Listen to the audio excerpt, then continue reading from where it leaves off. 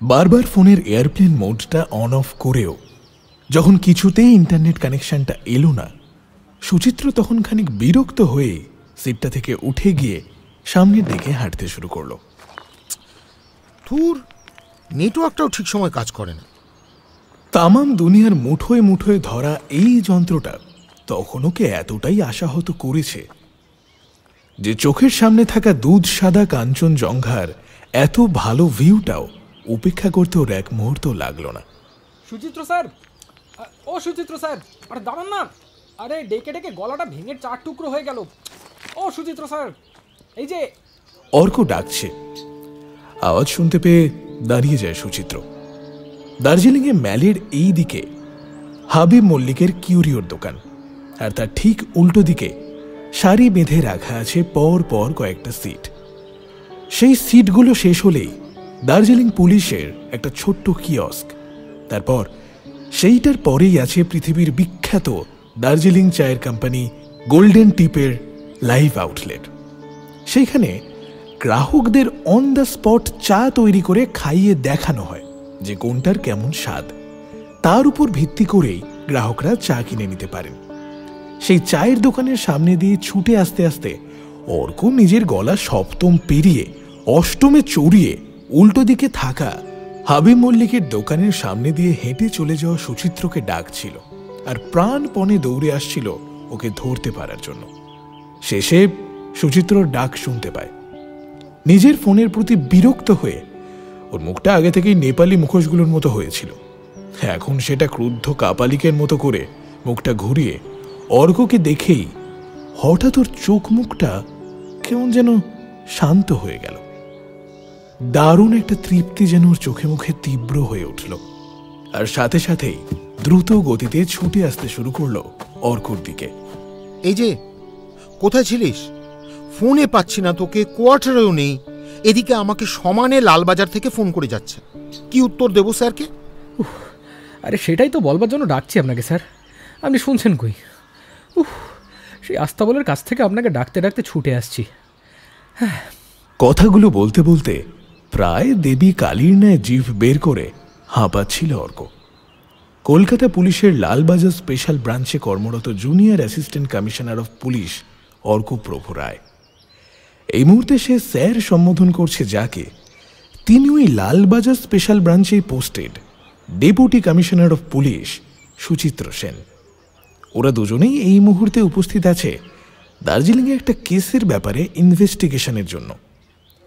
সুচিত্রর কপাল থেকে কেন যেন চিন্তার ভাঁজটা যাচ্ছেই না। ওদিকে অর্কর হাঁপানি আগের থেকে কিছুটা স্বাভাবিক হয়েছে, সেটা বুঝতে পেরেই সুচিত্র আবারও তড়িঘড়ি কথা বলতে শুরু করলো। যাকে ছাড়ো সব, অটোপসি রিপোর্টটা কই? I need it fast. আরে ওটা বলার জন্যই তো ডাকছি আপনাকে। হ্যাঁ, হার্ড কপিটা দার্জিলিং থানায় আপনার রিপোর্টিং টেবিলে গিয়ে কালেক্ট করে নিতে হবে, আর সফট কপিটা আপনার হোয়াটসঅ্যাপে এসে গেছে। আরে ওই হোয়াটসঅ্যাপটাই তো খুলছে না, ইন্টারনেটে অ্যাক্সেস হচ্ছে না আমার ফোনে। এই শেষ কথাটা তখনও শেষ হয়নি, হঠাৎ টিং টিং করে শব্দের পর শব্দ হতে লাগলো সুচিত্রর ফোনে। ইন্টারনেট কানেকশন হয়েছে তার মানে। আর এক সেকেন্ডও দেরি না করে তীরের গতিতে নিজের প্যান্টের বাঁ পকেটে বাঁ হাতটা চালান করে দিয়ে ফোনটা বের করে এনে তার স্ক্রিনে নিজের দুটো চোখ, চিন্তা, উত্তেজনা সমস্ত কিছু ঢেলে দেয় সুচিত্র। যা ভেবেছিলাম তাই, এবারেও একই বিষ, স্ট্রিকনিন।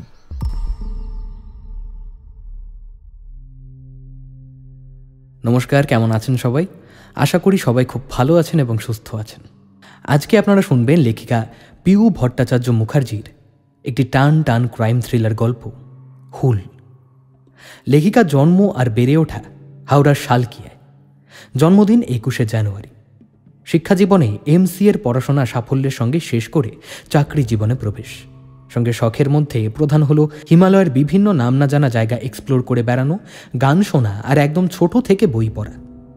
সেই নেশা থেকেই বছর 4 আগে নিজে অল্প আত্ম লেখা শুরু, এবং তার পরবর্তীতেই বেশ কিছু পত্রপত্রিকা, গল্প সংকলন, শারদ সংখ্যায় লিখতে লিখতে এখন সিনেমা সিরিজের পেশাদার গল্প, স্ক্রিপ্ট, স্ক্রিনপ্লে লেখেন।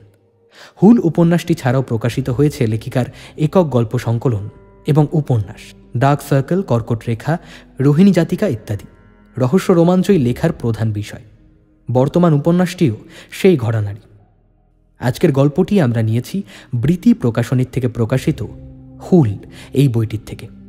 আপনারা যদি বইটি সংগ্রহ করতে চান তাহলে ডেসক্রিপশন বক্সে দেওয়া লিঙ্কের মাধ্যমে বইটি সংগ্রহ করতে পারেন।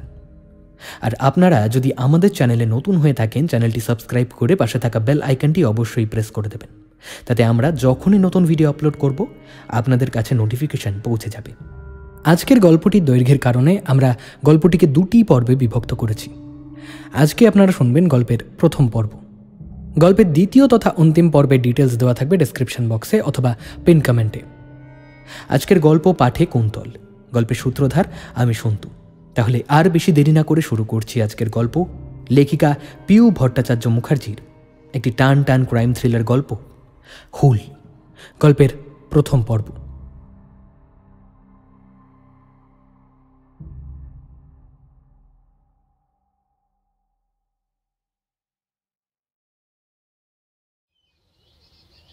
রক্তকরবীটা হাত থেকে নামিয়ে রেখে জানলা দিয়ে বাইরের দিকে তাকিয়ে ভীষণ অন্যমনস্ক হয়ে পড়ল বিদিশা। ঘড়িতে দুপুর 1টা বাজছে। সে ভাবছে, চিকুটা থাকলে এখন নিশ্চয়ই আমাকে চিকুর ভাত মাখতে যেতে হতো। আয়া দিদি এখন ওকে স্নান করাতো, আর বাথরুম থেকে নানা রকম হুল্লোড়ের আওয়াজ ভেসে আসতো। না না, গামলার জলে হাত ডুবিও না সোনা, ওটা গরম জল। সাবানটা আমাকে দাও বলছি, চোখে লাগলে চোখ জ্বালা করবে। ওহ দিদিমণি, তুমি এসো তো এদিকে, একটু বকা দাও তো, বড্ড দুষ্টুমি করছে আজ। চিকু, আমি গেলে কিন্তু খুব মারবো। কথাটা বলেই এক লহমায় থরথর করে কেঁপে উঠল বিদিশা। সম্বিত ফিরে পায়। সে দেখতে পায় জানলার উল্টো দিকেই বাড়ির ছাদে ওদের বাড়ির সেজ বউটা ওর 4 মাসের বাচ্চার কাছা জামা কাপড় মেলতে এসেছে। নিচু হয়ে বালতি থেকে তুলে তুলে পরম যত্নে একটা একটা করে ছোট ছোট জামা, প্যান্ট, ল্যাঙট, কাঁথা, তোয়ালে, মোজা এ সমস্ত ক্লিপ আটকে আটকে দড়িতে মেলছে সে। কখন এলো ও ছাদে? আমি তো ওই দিকেই তাকিয়েছিলাম এতক্ষণ, তাও টেরি পাইনি। আর চিকু চিকু যে বাথরুম থেকে। হাতে রক্তকরবীটা ধরেই নেমে এলো বিদিশা বাতায়নের খোপটা থেকে। তারপর বইটা ছুঁড়ে ফেলে দিল বিছানার উপর। ভালো লাগছে না তার। পুত্র শোকের এই তীব্র জ্বালার মধ্যে রবি ঠাকুরও প্রলেপ লাগাতে পারছেন না। ভালো লাগছে না ওর কিচ্ছু। ছুটে গিয়ে খাটের ছইয়ের লম্বা স্তম্ভটা জড়িয়ে ধরল সে।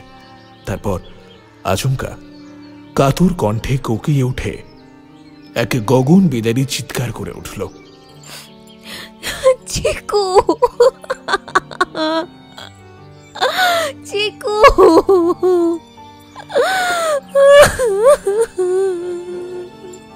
এতই গায়ের জোর ছিল সে চিৎকারে, মনে হচ্ছিল যেন একদম ওর নাভির উৎস থেকে ঠিকরে আসছে সেই কাতর কান্না।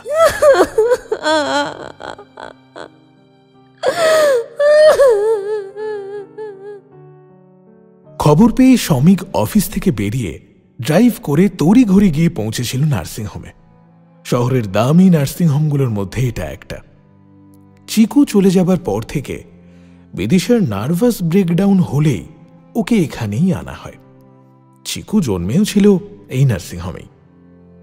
বিদিশার শ্রমিকের ভালোবেসে বিয়ে করার 4 বছরের মাথায় ওদের কোল আলো করে আসা ফুটফুটে ছেলে। তারপর ধীরে ধীরে সেই ছেলের হাত পা মিলে বড় হতে শুরু হওয়া, বিছানায় প্রথম উল্টোতে শেখা, বসতে শেখা, অন্নপ্রাশন, আর তারপর একটা দুটো করে ভাতের দানা খেতে শেখা, ধীরে ধীরে উঠে দাঁড়ানো, গুটি গুটি পায়ে হাঁটা, আধো আধো বলিতে কথা বলা, সেই সমস্ত দিনগুলো পেরিয়ে মাত্র 3 বছর বয়সে 4 দিনের জ্বরে কিছু বুঝে ওঠার আগেই ছেলেটা চলে যায়। তখন থেকেই আংশিক মানসিক রোগী হয়ে পড়ল বিদিশা। অদূর অতীতের একজন নিষ্ঠাবান international flight attendant Bidisha Sengupta. Chiku হবার আগে থেকে চিকু হবার পর পর্যন্ত মোট 2 বছরের কর্মবিরতি নিয়েছিল সে। তারপর আবারও স্বমহিমায় ফিরে গিয়েছিল পুরনো চাকরিতে। এমন একটা সময় বাঁধনের চাকরি সামলালে কোনো মতেই একা হাতে সন্তান সামলানো সম্ভব নয়, তাই রাখা হয়েছিল আয়া দিদিকে। পরম মমতাময়ী, মিষ্টভাষী, নরম হৃদয় এক মহিলা এই আয়া দিদি। এছাড়া বাড়িতে আরো অনেক লোক থাকতেন। চিকুর ঠাকুমা, দাদু, কাকাই, কাকিমা সবাই আছে চিকুকে দেখার জন্য। সবকিছুই ঠিকঠাকই ছিল, কিন্তু কেন যেন হঠাৎ করে নিভে গেল এই সুখের প্রদীপ। এক নিকষ কালো অন্ধকারে ঢেকে গেল সম্পূর্ণ সেনগুপ্ত পরিবার। বেশ অনেকক্ষণ পরে জ্ঞান ফিরে আসে বিদিশার। জ্ঞান ফিরতেই এক লাফে উঠে বসে বিছানার ওপর। বিছানার পাশে চেয়ারে তখন ওর মা, শাশুড়ি মা আর দেওর অভিক বসে আছে। কিন্তু সেই সবের দিকে কোনো খেয়াল না দিয়েই তড়ি ঘড়ি নিজের হাতের সেলাইনের চ্যানেলটা উপড়ে ফেলতে লাগলো বিদিশা, আর প্রায় ঝাঁপিয়ে উঠতে গেল। তাতে বাধা দিতে গেল অভিক। বলল, কি করছো কি বৌদি? কি তোরা সব এখানে এখানে কেন তোরা? আর আমার হাতে চ্যানেল কেন? কি হয়েছে আমার? শেষ কতদিন ঠিক করে খাওয়া দাওয়া করনি বলো তো আগে? রক্তে হিমোগ্লোবিন, প্রোটিন থেকে শুরু করে সব কিছু তলানিতে। ব্লাড প্রেশার লেভেলও বিপজ্জনক লেভেলের কম। শরীরের অবস্থা তো একেবারে খারাপ তোমার। অভিকের এই সমস্ত কথা সেইভাবে কিছুই কানে ঢোকে না বিদিশার। জ্ঞান ফেরার পর থেকেই ওর চোখ মুখের অবস্থা বেশ অস্বাভাবিক। প্রতিবারই এটা হয়। জ্ঞান ফেরার পর প্রথম দু একদিন ওকে অচেনা কেউ দেখলে ঠাহর করবে যে ও বুঝি মানসিক ভারসাম্যহীন একজন মানুষ। তারপর ধীরে ধীরে স্বাভাবিক হয়ে যায় সে। কিন্তু মানসিক যন্ত্রণা, সেটা কিছুতেই পিছু ছাড়ে না কখনোই। ওই মানসিক যন্ত্রণাই ওকে একটু একটু করে ঠেলে দেয় পরের নার্ভাস ব্রেকডাউনটার দিকে।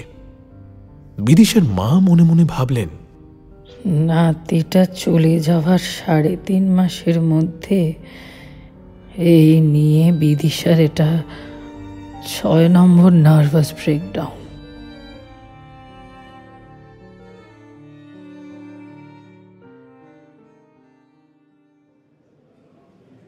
পরের দিন সকাল। নার্সিং হোম থেকে আজকেই ছেড়ে দেয়া হবে বিদিশাকে। শ্রমিকের মা আর বিদিশার মা মিলে কেবিনে ওকে তৈরি করাচ্ছেন। রিসেপশনে তখন শ্রমিক বকেয়া বিল মেটানোর প্রক্রিয়া দাঁড়িয়ে। পাশেই দুজন ওয়ার্ড বয় তখন রিসেপশনে দাঁড়িয়ে কিছু একটা জিনিসের জন্য অপেক্ষা করছিল। আর ঠিক তখনই শ্রমিকের কানে আসে কথাগুলো। একেবারে নীল হয়ে গেছে বডিটা, দেখেছিস? কোথায় দেখব? কেন, খবরটার সঙ্গে সঙ্গেই তো ডান দিকে একটা ছোট করে ছবি দেওয়া আছে, দেখিসনি? কোন কাগজে? আমি তো আনন্দ সংবাদে তেমন কিছু ছবি দেখলাম না। আরে না না, আমি তো মানব শক্তিতে দেখলাম আছে। 2টো কাগজই দোতলার ক্যান্টিনের সামনে ডেস্কে আছে, গিয়ে দেখ। বেজায় কৌতূহল হয় শ্রমিকের। সে ভাবে, একদম নীল হয়ে যাওয়া ডেড বডি, ব্যাপারটা দেখতে হচ্ছে তো। বিদিশাকে নিয়ে বাড়ি ফেরার পথেই রাসবিহারীর সিগন্যালের কাছে গাড়ি দাঁড় করিয়ে কিনে নিল 2টো খবরের কাগজেই, আনন্দ সংবাদ আর মানব শক্তি। কাগজ দুটো আলাদা আলাদা রাজনৈতিক ঘরানার, তাই খবরটা 2টো আলাদা কাগজে আলাদা আলাদা আঙ্গিকে ব্যাখ্যা করা আছে। কিন্তু মুদ্রা বিষয়টাকে কেন্দ্রীভূত করলে ঘটনাটা একই। বাড়ি ফিরে এসে বিদিশা আগের থেকে একটু স্বাভাবিক হতেই সবার আগে খবর 2টো পড়ে ফেলল শ্রমিক। পুলিশকে বিপাকে ফেলে দিয়েছে শেষ 15 দিনে ঘটে যাওয়া পশ্চিমবঙ্গের 2 প্রান্তের 2টো খুন। একটা খুন হয়েছে দক্ষিণবঙ্গে, খোদ কলকাতা শহরের বুকে। ভিকটিম এখানে একজন ধনী ব্যবসায়ী, পশুর চামড়াজাত দ্রব্যের বিরাট বড় ডিস্ট্রিবিউটারশিপ ছিল ভদ্রলোকের। আর দ্বিতীয় খুনটা হয়েছে উত্তরবঙ্গের দার্জিলিং জেলার সোনাদা স্টেশন চত্বরের একটা ভুটিয়া বস্তির এক চুপড়ে নিবাসী লোকের। এইখানে ভিকটিম একজন হতদরিদ্র, অথচ 2 জায়গার এই 2 খুনের ধরন এক। ইঞ্জেকশনের মাধ্যমে শরীরে বিষাক্ত কোনো জিনিসের অনুপ্রবেশের কারণে মৃত্যু। এবং দুই ক্ষেত্রেই ময়না তদন্তের কারণে মৃতদেহগুলি রেখে দেওয়ার দরুন দেখা গেছে যে দেহগুলির রং ক্রমশ নীলচে হয়ে আসছে। স্ট্রেঞ্জ। এর চেয়ে বেশি বিশদে পুলিশ কিছু জানাতে নারাজ। তদন্ত চলছে। পুলিশ আশা করছে যে খুব তাড়াতাড়ি এই রহস্যের কিনারা করতে পারবে। খবরটা ভীষণই চাঞ্চল্যকর, তাতে কোনো সন্দেহ নেই, কিন্তু ওই শেষের অংশটুকু পড়ে শ্রমিক খানিক মুচকি হেসে ফেলে, বলে, পুলিশ নাকি খুব তাড়াতাড়ি রহস্যের সমাধান করে ফেলবে। হ্যাঁ, বলে কি একটা সামান্য মোবাইল ফোন হারিয়ে গেলে সেটা খুঁজে দিতে একটা আস্ত মুঘল সাম্রাজ্য পার করে দেয়, আর তারা নাকি একটা জটিল কেস খুব তাড়াতাড়ি সলভ করে ফেলবে। তাহলেই হয়েছে।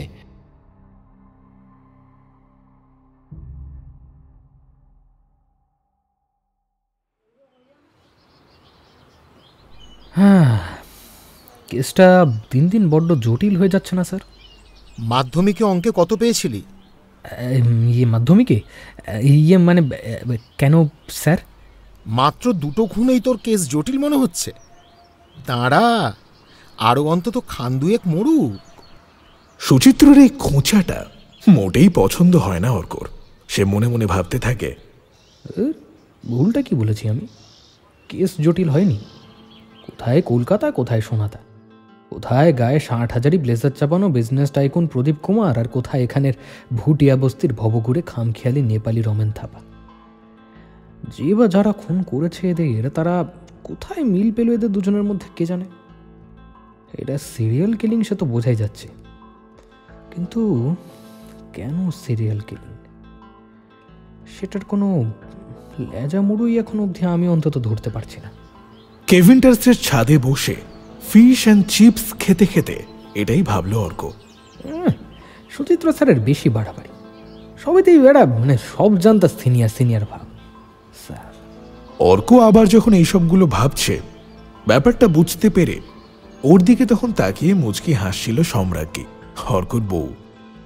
এই স্পেশাল কেসটা নিয়ে দার্জিলিংয়ে আসার আগে বেশ মজার একটা কাণ্ড করেছে অর্ক। মাস 4 আগেই বিয়ে হয়েছে ওদের। হানিমুনে এই উত্তরবঙ্গেই আসার কথা ছিল। এমন সময় হঠাৎ এই খুন খারাপি শুরু হয় রাজ্যের এদিক সেদিক জুড়ে, আর কেসটা এসে পড়ে ওদের দায়িত্বে। ফলত ছুটি ক্যান্সেল, হানিমুন শিখে ওঠে। এদিকে মিসেস সম্রাজ্ঞী রায় সেই শুনে তো রেগে অগ্নি শর্মা। তাই জন্যই খানিক বাধ্য হয়েই অর্ককে ভেবে বার করতে হয় আর একটি দ্বিতীয় উপায়। ভাগ্য ভালো যে এতটাই একদম ঠিক সময় খুনটা উত্তরবঙ্গেই করেছিল, তাই এ যাত্রায় আমার গর্দানটা বেঁচে গেল। অর্ক নিজে চলে আসে পুলিশ ফোর্সের টিমের সঙ্গে সোনাদা দার্জিলিং রেঞ্জে, আর সম্রাজ্ঞী আলাদাভাবে একা একা এসে উঠল দার্জিলিংয়েরই একটা হোটেলে। তারপর অর্কর পুলিশ কোয়ার্টারে না থেকেই হোটেল থেকেই থানায় যাওয়ার ব্যবস্থা করা, এটা সুচিত্রই করে দিয়েছে। আর সুচিত্র এসে আছে দার্জিলিং ম্যালের পেছন দিকে রাজবাড়ি কমপ্লেক্স নামক একটি রেস্ট্রিক্টেড এরিয়ার ভেতর পুলিশ কোয়ার্টারে। এখানকার লোকাল থানাটা এই জায়গাটারই কাছে। কলকাতায় যে খুনটা হয়েছে সেটা নিয়ে কলকাতাতেও বেশ শোরগোল পড়ে গেছে। লালবাজার স্পেশাল ব্রাঞ্চের অ্যাডিশনাল কমিশনার র্যাঙ্ক হোল্ডার রুদ্র ভট্টাচার্য তার সমস্ত বাকি টিম মেম্বারদের নিয়ে একটা প্রেস মিট অ্যারেঞ্জ করে, যেখানে মিডিয়াকে কিছুটা হলেও কেস আপডেট দিতে বাধ্য থাকে পুলিশ। এই প্রেস মিটটা হোক সেটা একেবারেই ইচ্ছে ছিল না এসিপি ভট্টাচার্য, কিন্তু প্রত্যেকটা সরকারি ডিপার্টমেন্টেই সেই ডিপার্টমেন্ট বিরোধী কিছু মেম্বার থাকেই, যাদের কলকাঠিতে অনেককেই পরাস্ত হতে হয় বারবার, তা সে যতই দুদে লোক হোক না কেন। এই ক্ষেত্রেও তাই হয়েছে, এবং তার ফলস্বরূপ এই প্রেসমিট। এই সুবাদে খবরের কাগজগুলো কদিন হঠাৎ আবার বেশি চনমনিয়ে উঠেছে। এমনিতে তো পৃথিবী জুড়ে স্মার্টফোনের ডিজিটাল নিউজ পেপারের দৌলতে ইদানিং খবরের কাগজের বিক্রি বাটা প্রায় অর্ধেক হয়ে গিয়েছে, সব দেশেরই শহর থেকে শুরু করে শহরতলির সমস্ত জায়গায়। কিন্তু এই উপরি উপরি জোড়া খুনের ঘটনাটা হঠাৎই কলকাতা সহ পার্শ্ববর্তী কিছু জেলায়, আর ওইদিকে শিলিগুড়ি সহ পার্শ্ববর্তী কিছু জেলার মানুষদের মধ্যে সকালবেলায় বাজার গেলে একটা করে খবরের কাগজ হাতে নিয়ে বাড়ি ফেরার প্রবণতা বাড়িয়ে দিয়েছে। এইরকমই একদিন রবিবার সকালে নিজের কলকাতার নিউ টাউনের ফ্ল্যাটে বাজার ফেরতা কিনে আনা খবরের কাগজে বেলা 11টা নাগাদ চোখ রাখলেন হুগলির এক মধ্যবয়স্ক চাল ব্যবসায়ী অনিকেত দত্ত।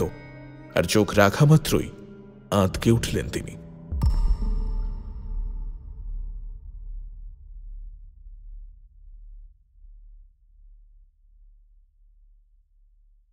পাহাড়ের হাড় কাঁপানো শীতটা বেশ জাঁকিয়েই পড়ে।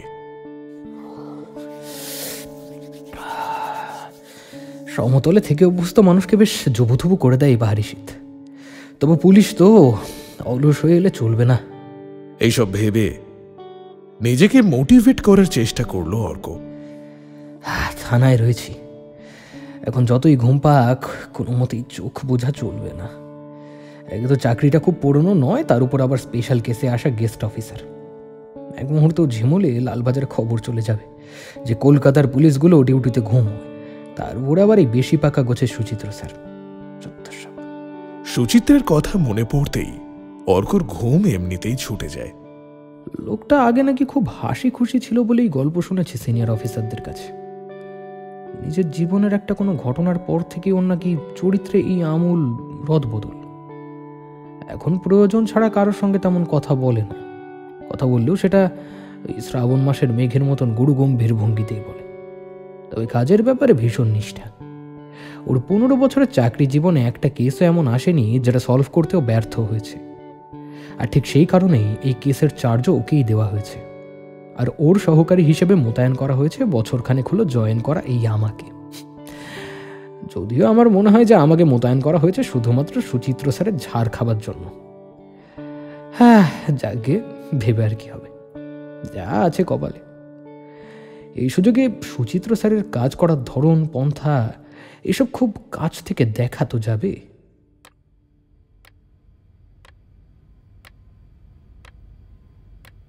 এই ভেবেই নিজেকে সান্ত্বনা দিয়ে পকেট থেকে ফোনটা বের করে ইন্টারনেটটা অন করলো সে, কলকাতায় হয়ে যাওয়া প্রেস মিটটার ভিডিও দেখবে বলে।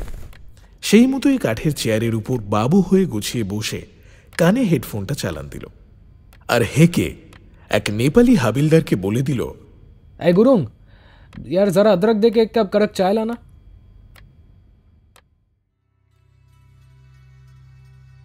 একরের পর একর জুড়ে দিগন্ত উন্মুক্ত চা বাগান, দূরে দৃশ্যমান বুক চিতিয়ে বিছিয়ে থাকা দুধ সাদা রঙের কাঞ্চনজঙ্ঘা, তারই কোলে কেউ যেন সাজিয়ে রেখেছে লাল নীল হলুদ সবুজ ছোট ছোট বাড়ি, স্কুল, খেলার মাঠ।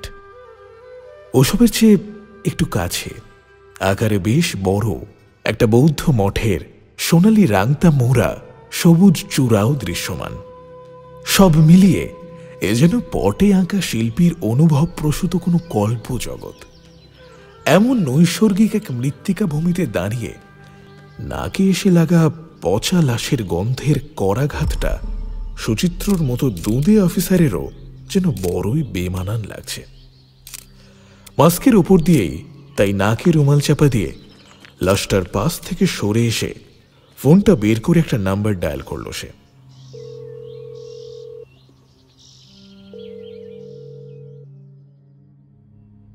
থানায় বসে তখন মন দিয়ে প্রেসমিটের ভিডিওটা দেখছিল অর্ক। চামড়ার জিনিসের ব্যবসায়ী প্রদীপ কুমারের খুনটা হয়েছে বড় আশ্চর্যভাবে। মারা যাবার 4 দিন আগে ভদ্রলোক ভর্তি হয়েছিলেন কলকাতার এক ভীষণ নামী এবং তস্য দামি এক নার্সিং হোমে ওই রুটিন চেক আপের জন্য। তো সেখান থেকে ফেরার পরেই কয়েক ঘন্টা পর থেকে তার শরীর খারাপ হতে শুরু করে এবং আস্তে আস্তে ওর ঘাড় থেকে শুরু করে ক্রমশ সমস্ত শরীরটা নীলবর্ণ ধারণ করতে শুরু করে। আর পাল্লা দিয়ে শুরু হয় পুরো শরীরের ভিতরে অসহ্য জ্বালা, সঙ্গে বমি, মাত্রাতিরিক্ত মাথা যন্ত্রণা এবং ঘন ঘন জ্ঞান হারানো। 2 দিন এইভাবে বিষয়টা বাড়তে থাকার পর ওকে আবার ওই নার্সিংহোমে ভর্তি করা হয় এবং সেইখানেই তিনি আরো 2 দিন পরে মারা যান। তো এই ঘটনার পর ওর স্ত্রী এবং মেয়ে ওই নার্সিংহোমের নামে থানায় ডায়েরি করেন এবং ব্যাপারটা পুলিশের তদন্তে আসে। বডি খুব স্বাভাবিকভাবেই চলে যায় অটোপসি হওয়ার জন্য। এখন বিষয় হচ্ছে যে এই সবই তো অর্ক জানে, এমনকি গোটা পুলিশ ডিপার্টমেন্টও জানে। কিন্তু এখনই প্রেস মিটে এই গোপন ব্যাপারগুলো পাবলিকের সামনে আসার কোনো দরকার ছিল কি? তদন্তরত অবস্থায় কোনো কেসের ভিতরের গলিঘুঁটি যতটা সাধারণ মানুষের কাছে কম উন্মুক্ত হয়, ততই তদন্ত করতে সুবিধা হয় বেশি। যতই সাধারণ মানুষ ভাবুক যে এইটা আসলে পুলিশের পাবলিকের থেকে সব কথা চেপে যাওয়ার বাহানা, কিন্তু এখন পুলিশের চাকরি জয়েন করার পর অর্ক ভালো করে জানে যে এই কথাটাই কতখানি সত্যি। অটোপসি রিপোর্টে পাওয়া যায় ভিকটিমের বডিতে স্ট্রিকনিনের হাই ডোজ। আততায়ী ওই ব্যবসায়ীর শির দাঁড়াতে স্ট্রিকনিন নামক একটা বিষ প্রয়োগ করেছে ইঞ্জেকশনের মাধ্যমে, যে বিষের মূল কাজ হলো শরীরে প্রবেশ করে সমস্ত মাসেলকে সবার আগে ধীরে ধীরে অকেজো করতে শুরু করা, আর তারপর ক্রমে সেই বিষ ছড়িয়ে পড়ে শিরা ধমনীর ব্যাপ্তি জালে এবং তৎসংলগ্ন শরীরের যাবতীয় অভ্যন্তরীণ অঙ্গ প্রত্যঙ্গকে ধীরে ধীরে বিকল করে দেওয়া এবং শেষ পরিণতি হয় মৃত্যু। এই প্রক্রিয়ার কারণে শরীরের ভিতরের রক্ত চলাচল ক্রমশ স্তিমিত হতে শুরু করে এবং তার ফলে শরীরের বাইরেটা ধীরে ধীরে ধূসর বা নীলবর্ণ হয়ে যায়। মার্ডারের পর প্রদীপ কুমারের ফ্যামিলি হিস্ট্রি চেক করতে গিয়ে দেখা গেছে যে তার আদি বাড়ি আসলে দার্জিলিং জেলাতেই, এবং কল্লক থেকে পাওয়া গিয়েছিল যে মারা যাবার আগে প্রথমবার নার্সিং হোমে ভর্তি হওয়ার আগের শেষ 8 দিন ভিকটিম সবচেয়ে বেশি কথা বলেছে এই সোনাদা স্টেশনের কাছেই থাকা রমেন থাপা বলে একজনের সঙ্গে। সেই যোগসূত্র থেকেই সুচিত্র আর অর্ক এখানে এসেছে ইনভেস্টিগেট করতে, কিন্তু এসেই তো সব গুলিয়ে গেল। ওরা এখানে আসার আর রমেন থাপা লোকটাকে একবার থানায় নিয়ে গিয়ে জিজ্ঞাসাবাদ করার 2 দিনের মাথায় সেই রমেন থাপাও তো একইভাবে খুন হয়ে যায়, সেই একই পদ্ধতিতে, শির দ্বারায় ইঞ্জেকশন আর সেই একই বিষ স্ট্রিকনিন, সেই একই রকম শরীরের নীল হয়ে যাওয়া এবং অবশেষে মৃত্যু।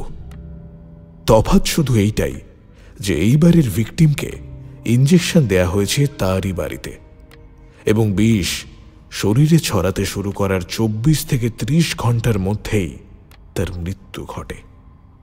কিন্তু প্রশ্ন হচ্ছে খুনগুলো করছে কে? আদৌ সেটা কে নাকি কারা? যদি একজনই হয় তবে সে এই উত্তরবঙ্গে সে পৌঁছালো কবে? আমাদের আগে নাকি আমাদের এখানে আসার দিনের দিন?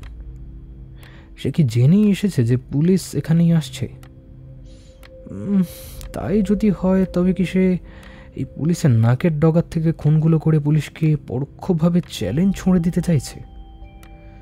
তার খুন করা কি শেষ নাকি নাকি আরো বাকি আছে? আচমকা হাতের ফোনটা বেজে ওঠায় খানিক চমকে যায় অর্ক। প্রেসমিটের ভিডিওটা কখন শেষ হয়ে গিয়ে এই সমস্ত সে ভাবতে শুরু করেছিল তার নিজেরই খেয়াল থাকে না।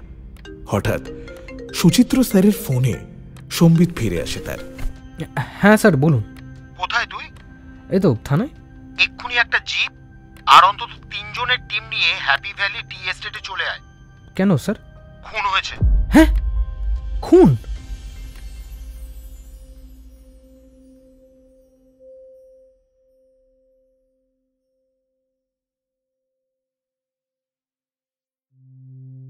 যে নার্সিংহোমে প্রদীপ কুমারকে ভর্তি করা হয়েছিল সেই নার্সিংহোমের নাম অলরেডি তার বাড়ির লোক লোকাল থানায় ডায়েরি করেছে, আর সেই ভিত্তিতেই প্রথমে কলকাতা পুলিশের লোকাল ব্রাঞ্চ বিষয়টা নিয়ে তদন্ত শুরু করে।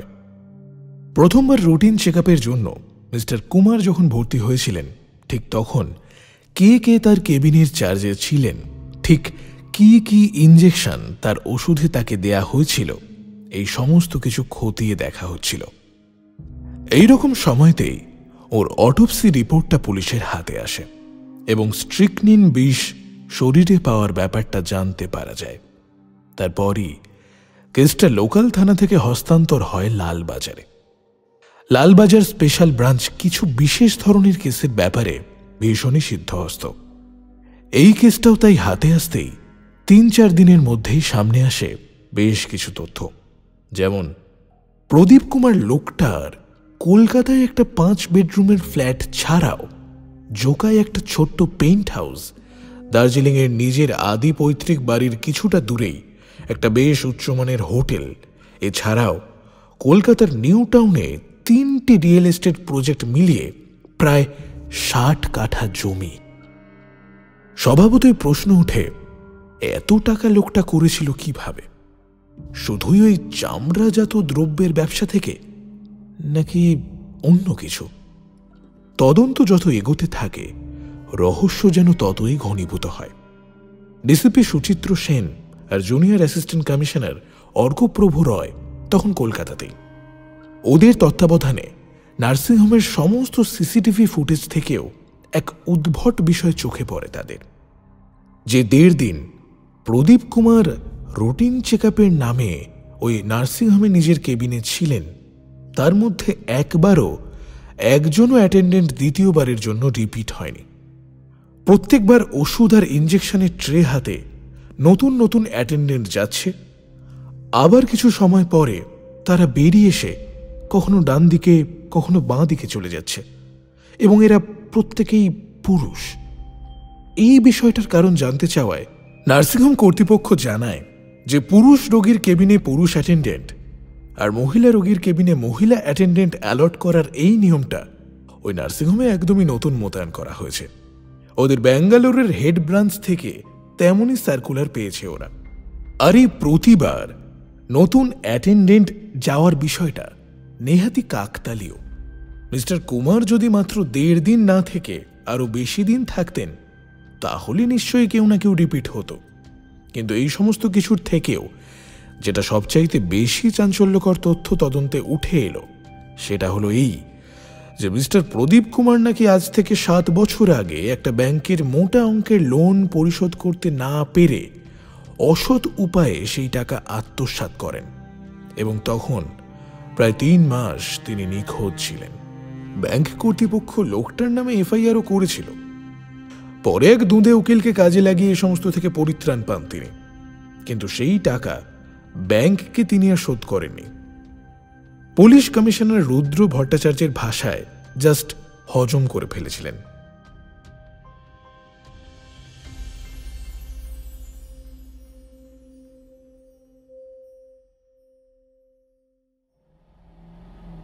কপালগুনে একটা বউ পেয়েছি বটে। হানিমুনের নাম করে তাকে বাড়ি থেকে টেনেই উত্তরবঙ্গে নিয়ে এসে হোটেল বন্দি করে রেখে দিয়ে নিজের লাশ খুঁজে বেড়াচ্ছি, তাও বউটা কিছু বলছে না। না, আজ হোটেলে ফিরে ওকে নিয়ে মেলে অন্তত ঘুরতে আসতেই হবে, না হলে আর রক্ষা নেই। মনে মনে ভাবছিল অর্ক। এমন সময় জিপে করে দার্জিলিংয়ের মহাকাল মার্কেটের কাছ দিয়ে পাশ করবার সময় হঠাৎ দেখে একটা সোয়েটারের দোকানের সামনে দাঁড়িয়ে দাঁড়িয়ে আইসক্রিম খাচ্ছে সম্রাজ্ঞী। প্রথমে ভাবে ভুল দেখেছে অর্ক, তারপর একবার ভালো করে চোখ কচলে সামনে তাকিয়ে দেখে সম্রাজ্ঞী না? হ্যাঁ, এ তো সত্যি সম্রাজ্ঞী। এখানে কি করছে ও একা একা দাঁড়িয়ে? এই কি গো, এইদিকে এইদিকে। একবার ডাকতেই জিপটার দিকে তাকায় সম্রাজ্ঞী। তাকিয়ে অর্ককে দেখতে পেয়েই এগিয়ে আসতে থাকে জিপটার দিকে। বুঝতে পেরে অর্ক ড্রাইভারকেও থামাতে বলে জিপটা। সম্রাজ্ঞী ছুটে এসে প্রায় ঝাঁপিয়ে পড়ল জিপের জানলায়। কি করছো এখানে? কখন এলে? এই তো কিছুক্ষণ হলো। হঠাৎ? হঠাৎ আবার কি, ঘুরতে এসে ঘুরে বেড়ানোরই তো কথা। একা একা বোর হচ্ছিলাম রুমে, তাই বেরিয়ে পড়লাম। তা ঠিক, তা বেশ করেছো। তা তুমি কোথায় চলে? হ্যাপি ভ্যালিটি এস্টেট লাশ দেখতে? কথাটা শুধু অর্ক একাই নয়, পুরো জিপে মোট যতজন পুলিশ কনস্টেবল ছিল এমনকি ড্রাইভার লোকটা অবধিও শুনে চমকে গেল। মোটামুটি কলকাতার কেসি দাসের 40 টাকা পিসের একখানা ইয়া বড় রসগোল্লা ঢুকে যাবে সেই রকম বড় হাঁ করে তাকিয়ে আছে অর্ক। তাই দেখে সম্রাজ্ঞী বলল, কি হলো? আস্তে আস্তে নিজের অবাক ভাবটা কাটিয়ে হাঁটা বন্ধ করে অর্ক বলল, তুমি জানলে কি করে? কেন, গোপন খবর কি শুধু তোমাদের পুলিশদেরই রাখতে আছে নাকি? আরে ইয়ার কি নয়, বলো না। সুচিত্রদা ফোন করেছিলেন, উনি বললেন। স্যার তোমাকে ফোন করেছিলেন? কেন? তোমাকে পাননি ফোনে, তাই। ও তা বেশ, আচ্ছা ঠিক আছে, এখন চললাম বুঝলে। তুমি সময় মতন ফিরে যেও হোটেলে, কেমন? অর্কুর এই কথাটা বলা হলে জিপটার এক মুহূর্ত দাঁড়ায় না সেখানে। প্রথমত ওদের দেরি হয়ে যাচ্ছিল, ওদিকে সুচিত্র ওদের ফোনের পর ফোন করে যাচ্ছে। দ্বিতীয়ত দার্জিলিংয়ের ট্রাফিক ব্যবস্থা অত্যন্ত গোলমেলে। দার্জিলিং স্টেশন থেকে ম্যালের দিকে যেতে একটা তেমাথার মোড় পড়ে, তারপর থেকে ম্যাল পর্যন্ত রাস্তা। সম্পূর্ণ ম্যালটা এবং ম্যালটাকে ঘিরে প্রায় 5-6টা রাস্তায় অন্তত 1 কিলোমিটার অবধি মোট একটা বিশাল চক্রাকার পাহাড় ভূমিতে একমাত্র সাইকেল ছাড়া আর যে কোনো রকমের যানবাহন চলাই নিষেধ। অথচ ওই 5-6টা রাস্তা আবার ওই 1 কিলোমিটার পার করার পর ম্যাল থেকে দূরে গিয়ে একে অপরের সঙ্গে যুক্ত হয়েছে অন্য দিক থেকে আসা অন্য আরও 5-6টা রাস্তার সঙ্গে। এবং এই সংযোগ স্থলগুলো দিয়ে আবার মোটর বাইক, জিপ, ট্যাক্সি ইত্যাদি সবকিছুই যাতায়াত করতে পারে। কিন্তু পাহাড়ি রাস্তা সরু বলে আর ম্যালের দিক থেকে আসা মানুষরা সবাই পথচারী বলে কোনো জাংশনেই কোনো গাড়ি দাঁড়াতে পারে না সামান্য কিছুক্ষণও। জানা না থাকলে রীতিমতো মানুষজনের গুলিয়ে যায় যে বাইকে থাকলে কোন দিক দিয়ে যেতে হবে আর পায়ে হেঁটে কোন দিক দিয়ে। অর্কদের জিপটা পুলিশের জিপ, তবুও নিয়ম সবার জন্যই সমান। একজন মহিলা রাস্তায় দাঁড়িয়ে পুলিশের জিপের জানলা দিয়ে ভিতরে গল্প করবেন বলে কোনো মতে ওই সরু পাহাড়ি রাস্তায় ট্রাফিক জ্যাম হতে দেওয়া যায় না। সুতরাং আইসক্রিম হাতে সম্রাজ্ঞী সরে এলো জিপটার কাছ থেকে, আর ওরা এগিয়ে গেল হ্যাপি ভ্যালি টি এস্টেটের দিকে।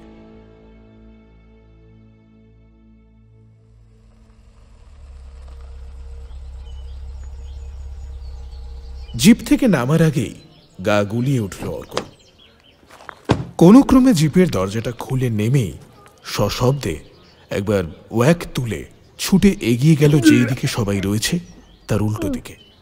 কিরে, এই সহ্য ক্ষমতা নিয়ে তুই পুলিশ হবি? সুচিত্র স্যারের এই প্রবল হ্যাটা করে বলা কথাটায় অত্যন্ত বিরক্ত লাগলো অর্কর। সে মনে মনে ভাবল, লোকটা মানুষকে অসম্মান করা ছাড়া আর কি কিছুই জানে না। এতজন কনস্টেবল রয়েছে ক্রাইম স্পটে, সাধারণ মানুষের ভিড় কত, সবার সামনে চিৎকার করে এটা বলার কি খুবই দরকার ছিল? তাহলে মাঝে মাঝে সুচিত্রতাকে চিনতে বড্ড অসুবিধে হয়। এই দাদার মতন পরম স্নেহে হাত ধরে কাজ শিখিয়ে দিচ্ছেন, তো পরক্ষণে কথা নেই বার্তা নেই লোকজনের সামনে অপমান করে দিচ্ছেন। আদৌ কেমন লোকটা? বড্ড মেজাজ গরম হয়ে গেল অর্কর। চোখে মুখে জলের ঝাপটা দিয়ে পকেট থেকে রুমালটা বের করে চোখ মুখটা মুছে নিয়ে তারপর আরেক পকেট থেকে মাস্ক বের করে নাকে চাপা দিয়ে ধীরে সুস্থে সুচিত্রকে উত্তর দিল, ইয়েস স্যার, পুলিশ তো, তাই এই সহ্য ক্ষমতা নিয়েও পুলিশ হব। ভেরি গুড, এই তো চাই, চ। বলেই অর্ককে নিয়ে ক্রাইম স্পটের দিকে হাঁটতে শুরু করলো সুচিত্র। আর ওর এই কথাটাতে নিমেষেই গলে জল হয়ে যায় অর্কর মন। না, লোকটা একটু সব জানতা বেশি পাকা হলেও আমাকে সত্যি ভালোবাসে মনে মনে ভাবল অর্ক। কিন্তু জিপের কাছ থেকে ক্রাইম স্পট অবধি মাত্র 20 পা হেঁটে যেতেই সেই সমস্ত ভাবনা নিমেষে উবে গেল অর্কর, শুধুমাত্র দুর্গন্ধে। আর গিয়ে যে দৃশ্য সে দেখতে পেল তাতে রীতিমতো চক্ষু চড়ক গাছ হয়ে গেল তার। অন্তত পক্ষে 3 থেকে 4 দিনের পুরনো লাশ, শরীরটা পুরো ফুলে ফেপে ঢোলের মতো আকার নিয়েছে। পুরো ডেড বডিটার ওপর ভন ভন করছে অগুন্তি বড় বড় সবুজ রঙের পাহাড়ি বিষাক্ত মাছি। মৃতের সমস্ত শরীরের চামড়া গলে গেছে, জামা কাপড় ভিজে। মৃত্যুর মুহূর্তে এই ব্যক্তি বেশ অনেকটা মলত্যাগও করে ফেলেছিলেন। লোকটার কোমর থেকে 2 হাঁটুর আগে পর্যন্ত সেই মল খানিকটা মাখামাখি হয়ে আছে। পরনের প্যান্টেও একই অবস্থা। তবে সব কিছুর থেকে যেটা বেশি গুরুত্বপূর্ণ তা হলো সেই মৃত ব্যক্তির শরীরের খোলা অংশগুলোর মধ্যে ঘাড়, কাঁধের কিছুটা অংশ আর 2 হাতের কবজির রং সম্পূর্ণ নীল।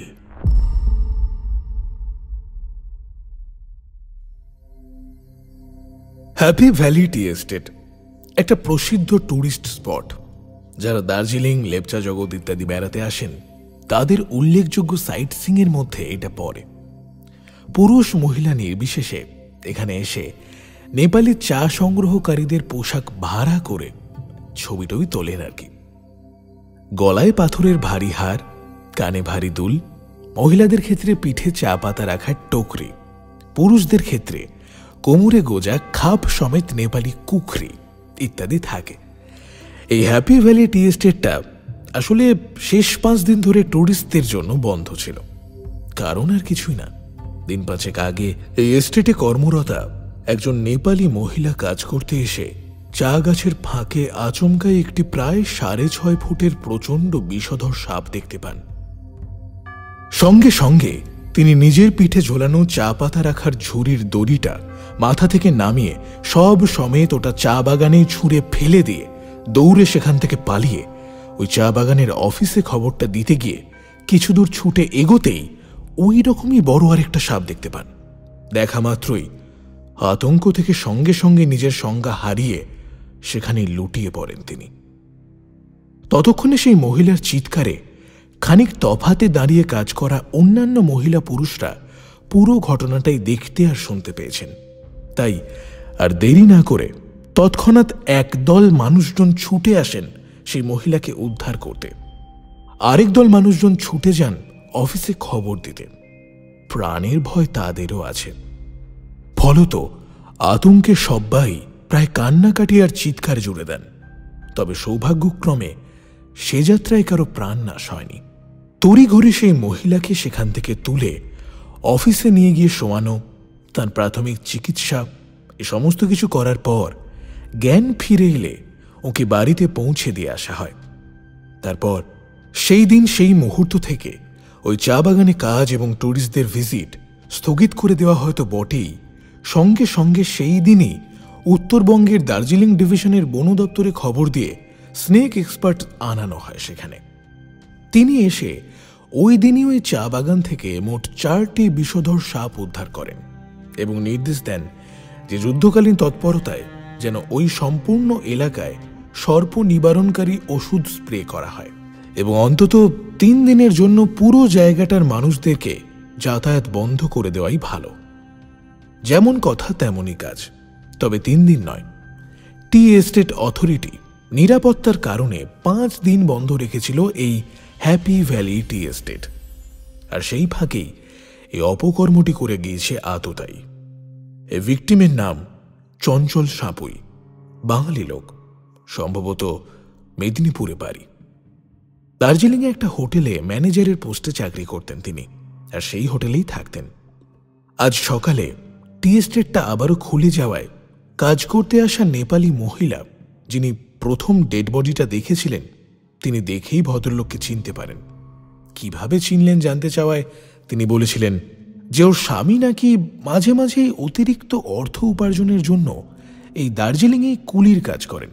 মানে ওই ম্যালের আশেপাশে যে সমস্ত টুরিস্ট হোটেলগুলো আছে সেখানে গাড়ি না যাওয়ার জন্য 1 কিলোমিটার আগেই তাদের নামিয়ে দেওয়া হয়, কাজেই সেই পথটা হাঁটতেই হয় তাদের।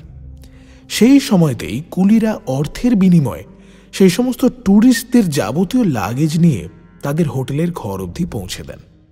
আবার এই একই রকমভাবে এবার এই রকমই একটা হোটেলে নাকি ওই মহিলার স্বামী প্রায়ই যান। সেই সূত্রেই এই মহিলাও এই মার্ডার ভিকটিমকে চেনেন। কাকতালীয়র মজার ঘটনা হলো এই মহিলাই সেই মহিলা যিনি 5 দিন আগে প্রথম সাপ দেখেছিলেন। তিনিই আবার আজকে লাশ আবিষ্কার করেছেন। যদিও আজকে আর তিনি জ্ঞান হারাননি, তবে ভয় পেয়েছেন বিস্তর। সমস্ত শুনে অর্ক ফিসফিস করে সুচিত্রর কানের কাছে গিয়ে বলে উঠল, চাকরিটা আমি ছেড়ে দেব বেলা শুনছ?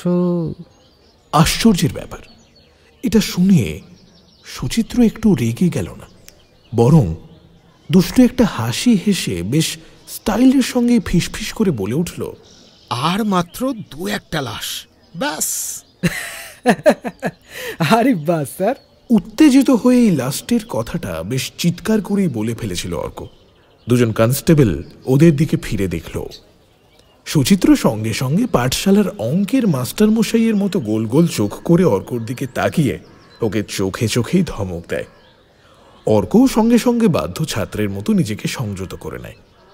পরক্ষণে ওর ভ্রু দুটো কুঁচকে যায় এক ভীষণ দুশ্চিন্তায়। একই দুশ্চিন্তা সুচিত্র স্যারও করছেন কি? কথাটা ভাবতেই সুচিত্রর দিকে তাকাতে গিয়েই দেখতে পায় সুচিত্রর পাশে আর দাঁড়িয়ে নেই। ওই জটলাটা থেকে বেরিয়ে হেঁটে যাচ্ছে জিপের দিকে। এতক্ষণ ওই পচা দুর্গন্ধটা নাকে সয়ে এসেছে অর্কর। রুমাল চাপা দিতে লাগে না আর। ও নিজেও এইবার এই জটলাটা থেকে বেরিয়ে এসে একটু সাইডে গিয়ে একটা সিগারেট ধরালো। তার কোঁচকানো ভ্রু জোড়া কিছুতেই স্বাভাবিক হচ্ছে না। একই সঙ্গে অনেকগুলো প্রশ্ন ওর মনে ভিড় করে আসছে। নিজের মনেই সে ভাবতে থাকে, রহস্যের পর রহস্য। ব্যাপারটা কি ঘটছে এক্স্যাক্টলি? এই লোকটা তো হোটেলের ম্যানেজার, এ হঠাৎ খুন হতে যাবে কেন? লোকাল লোকজন বলাবলি করছে যে একে সাপে কামড়েছে, তাই শরীরটা ওই রকম নীল হয়ে গেছে। কিন্তু আমি বিলক্ষণ বুঝতে পারছি যে বডিটা অটোপসিতে গেলে লোকটা শিড় ধরায় ইঞ্জেকশনের চিহ্ন পাওয়া যাবে, আর শরীরে পাওয়া যাবে হাই ডোজের স্ট্রিকনিন বিষ। কিন্তু কেন? আর তাছাড়া গোটা দার্জিলিং শহর জানে যে এখানে বিষধর বড় বড় সাপ পাওয়া গেছে। তাহলে এই বন্ধ চা বাগানে লোকটা এসেছিল এই বা কি করতে? নাকি একে খুন করা হয়েছে অন্য এক জায়গায় আর এসে বডি ফেলে দিয়ে যাওয়া হয়েছে এখানে? কি যোগাযোগ থাকতে পারে কলকাতার ওই প্রদীপ কুমারের সঙ্গে? কিংবা ওই রমেন থাপা বলে নেপালি লোকটার? কিছু ভেবে পেলি? সুচিত্রর আচমকা প্রশ্নে চমকে উঠল অর্ক। চিন্তায় বিভোর হয়ে গিয়েছিল বটে। হাতের সিগারেটটা যে জ্বলে জ্বলে ছাইয়ের ভারে নিজেকে কখন মাটিতে সঁপে দিয়েছে সে খেয়ালও করেনি। শেষের ফিল্টারের অংশটায় আগুন এসে প্রায় পৌঁছে গেছে যখন সুচিত্র এসে টোকাটা দিল। একটা কথা ভাবছিলাম স্যার। বলে ফেল। যে বা যারা এই খুনগুলো করছে তারা আমাদের চ্যালেঞ্জ করছে না তো?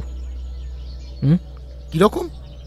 এই যে মানে আমি বা আমরা তোমাদের নাকের ডগায় বসে খুন করছি, তোমরা ধরতেই পারছো না, মানে এই টাইপের। এ আর নতুন কথা কি? যে কোনো সিরিয়াল কিলিংয়েই তাই হয়। মার্ডারার চ্যালেঞ্জ ছুড়ে দেয় পুলিশকে। তবে তবে কি স্যার? এখানে যে বা যারা নয়, শুধু যে। খুনি একজনই। কি করে বুঝলেন স্যার? খুঁজে দেখ, তুইও বুঝতে পারবি। আপাতত ওখান থেকে চলে গেল সুচিত্র। পেছন পেছন অর্কও এসেও ডিউটির দিকে চলে যায়। কাউকে বডি ছুঁতে দেওয়া হচ্ছে না স্বাভাবিকভাবেই। ওই ভদ্রমহিলার নাম মীরা তামাং, যিনি ডেড বডিটা প্রথম দেখেছিলেন। ওকে তাই সবচাইতে বেশি খুঁটিয়ে খুঁটিয়ে ইন্টারোগেট করা হয়। যদিও কাজে লাগার মতন তেমন কোনো তথ্যই পাওয়া গেল না ওর কাছ থেকে। এছাড়া চা বাগানের অফিস রুমে গিয়ে অ্যাডমিনে যারা আছেন তাদের সঙ্গেও কথা বলা হয়। মিনিমাম কিছু সিকিউরিটি গার্ড মোতায়েন করা ছিল কিনা জানতে চাওয়ায় তারা বললেন, ये पहाड़ी वादी है बाबू, यहाँ कहाँ सिक्योरिटी गार्ड बिठाएंगे। हाँ, ऑफिस में रहता है 2 लोग, उनमें से एक साहब की डर से नहीं आया, और एक रात को 8 बजते ही दारू पी के बेवड़ा हो जाता है साला। বোঝাই গেল জেরা করে এখানে বিশেষ কিছুই তথ্য পাওয়া যাবে না। অগত্যা বাকি ফর্মালিটিসগুলো সেরে নিয়ে বডিটা অটোপসিতে পাঠিয়ে দেওয়া হয়। আর ক্রাইম স্পটে একটা এক্স মার্ক দিয়ে জায়গাটার বেশ কিছুটা দূর অবধি অংশ লাল ফিতে দিয়ে ঘিরে ভিতরে প্রবেশ কঠোরভাবে নিষিদ্ধ করে দেওয়া হয়। আর অবশ্যই অনির্দিষ্টকালের জন্য হ্যাপি ভ্যালি টি এস্টেট চা চাষের কাজকর্ম এবং জনসাধারণের ঘোরার জন্য সম্পূর্ণরূপে নিষিদ্ধ করে দেওয়া হয়।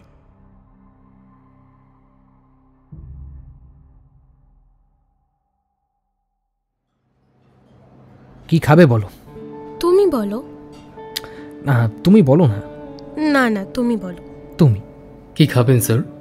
ওয়েটারের এই প্রশ্নটাই লজ্জায় একেবারে লাল হয়ে যায় সম্রাজ্ঞী। হোয়ার অর্ক সকালে ব্রেকফাস্ট করতে দার্জিলিংয়ের বিখ্যাত হোপ গ্লিনারিজে গেছে আজ। সম্রাজ্ঞী এই নিয়ে 3 বার দার্জিলিংয়ে এলো। কিন্তু বিয়ের আগের আশা দুবারই শুধু এই হোপ গ্লেনারিজের সামনের বিখ্যাত গোল বারান্দায় পশ্চাৎ করে দাঁড়িয়ে বিখ্যাত এক ভঙ্গির ছবি তুলে সোশ্যাল মিডিয়ায় আপলোড করা হয়েছে ঠিকই, কিন্তু ভেতরে আসা হয়নি। তাই এইবারে সে ঠিকই করেছিল যে দার্জিলিংয়ে এলে এই রেস্তোরাঁয় ঢুঁসে মারবে। বাঙালি যাকে ভালোবেসে ডাক নামে শুধু গ্লেনারিজ বলে ডাকে। আজ রবিবার, অর্ক আজ অনেক বলে কয়ে একদিনের ছুটি বাগিয়েছে, তাই সম্রাজ্ঞী খুশিতে গদগদ হয়ে সকাল সকালই বেরিয়ে পড়েছে প্রেম করতে। আর তারই ফলস্বরূপ এই টেবিলে বসে এখন স্থান কাল পাত্র বিচার না করেই ওয়েটারের সামনেই সপ্তপদীর রিনা ব্রাউন হয়ে তুমি বলো করে ফেলছিল। মজা দেখে ওয়েটার ছেলেটিও রসিকতা করে নাক না গলালে এদের কানটি আজ নির্ঘাত কাটা যেত লজ্জায়। অর্ডার নিয়ে চলে যায় ছেলেটা। সঙ্গে সঙ্গে অর্ক দেখতে পায় ওর বউ রণং দেহী মূর্তি ধারণ করে কান মুলে দিতে যায়। ও অর্ক কোনো ক্রমে নিজের সেলফ ডিফেন্স সামলে বলে ওঠে, এটা কি হলো? কি হলো মানে? তুমি কি গো? ওয়েটারটা কি ভাবলো বলো তো? যা বাবা, ও কি হয় আমার শালা। ধ্যাত, খুনসুটি জমে উঠল ওদের। বহুদিন পর একটু প্রাণ খোলা সময় পেয়েছে ওরা। বিয়ে হয়েছে 4 মাস আগে। ঘটনাচক্রে তারপর সেইভাবে ওদের একসঙ্গে একে অপরের সঙ্গে দিন যাপনের বোঝাপড়াটা হয়ে ওঠেনি। বিয়ের 8 দিনের মাথায় অষ্টমঙ্গলা বলে যে রীতিটা হিন্দু বিয়েতে রয়েছে, সেটা পালন করতে ওরা দুজনেই যায় সম্রাজ্ঞীর বাপের বাড়ি।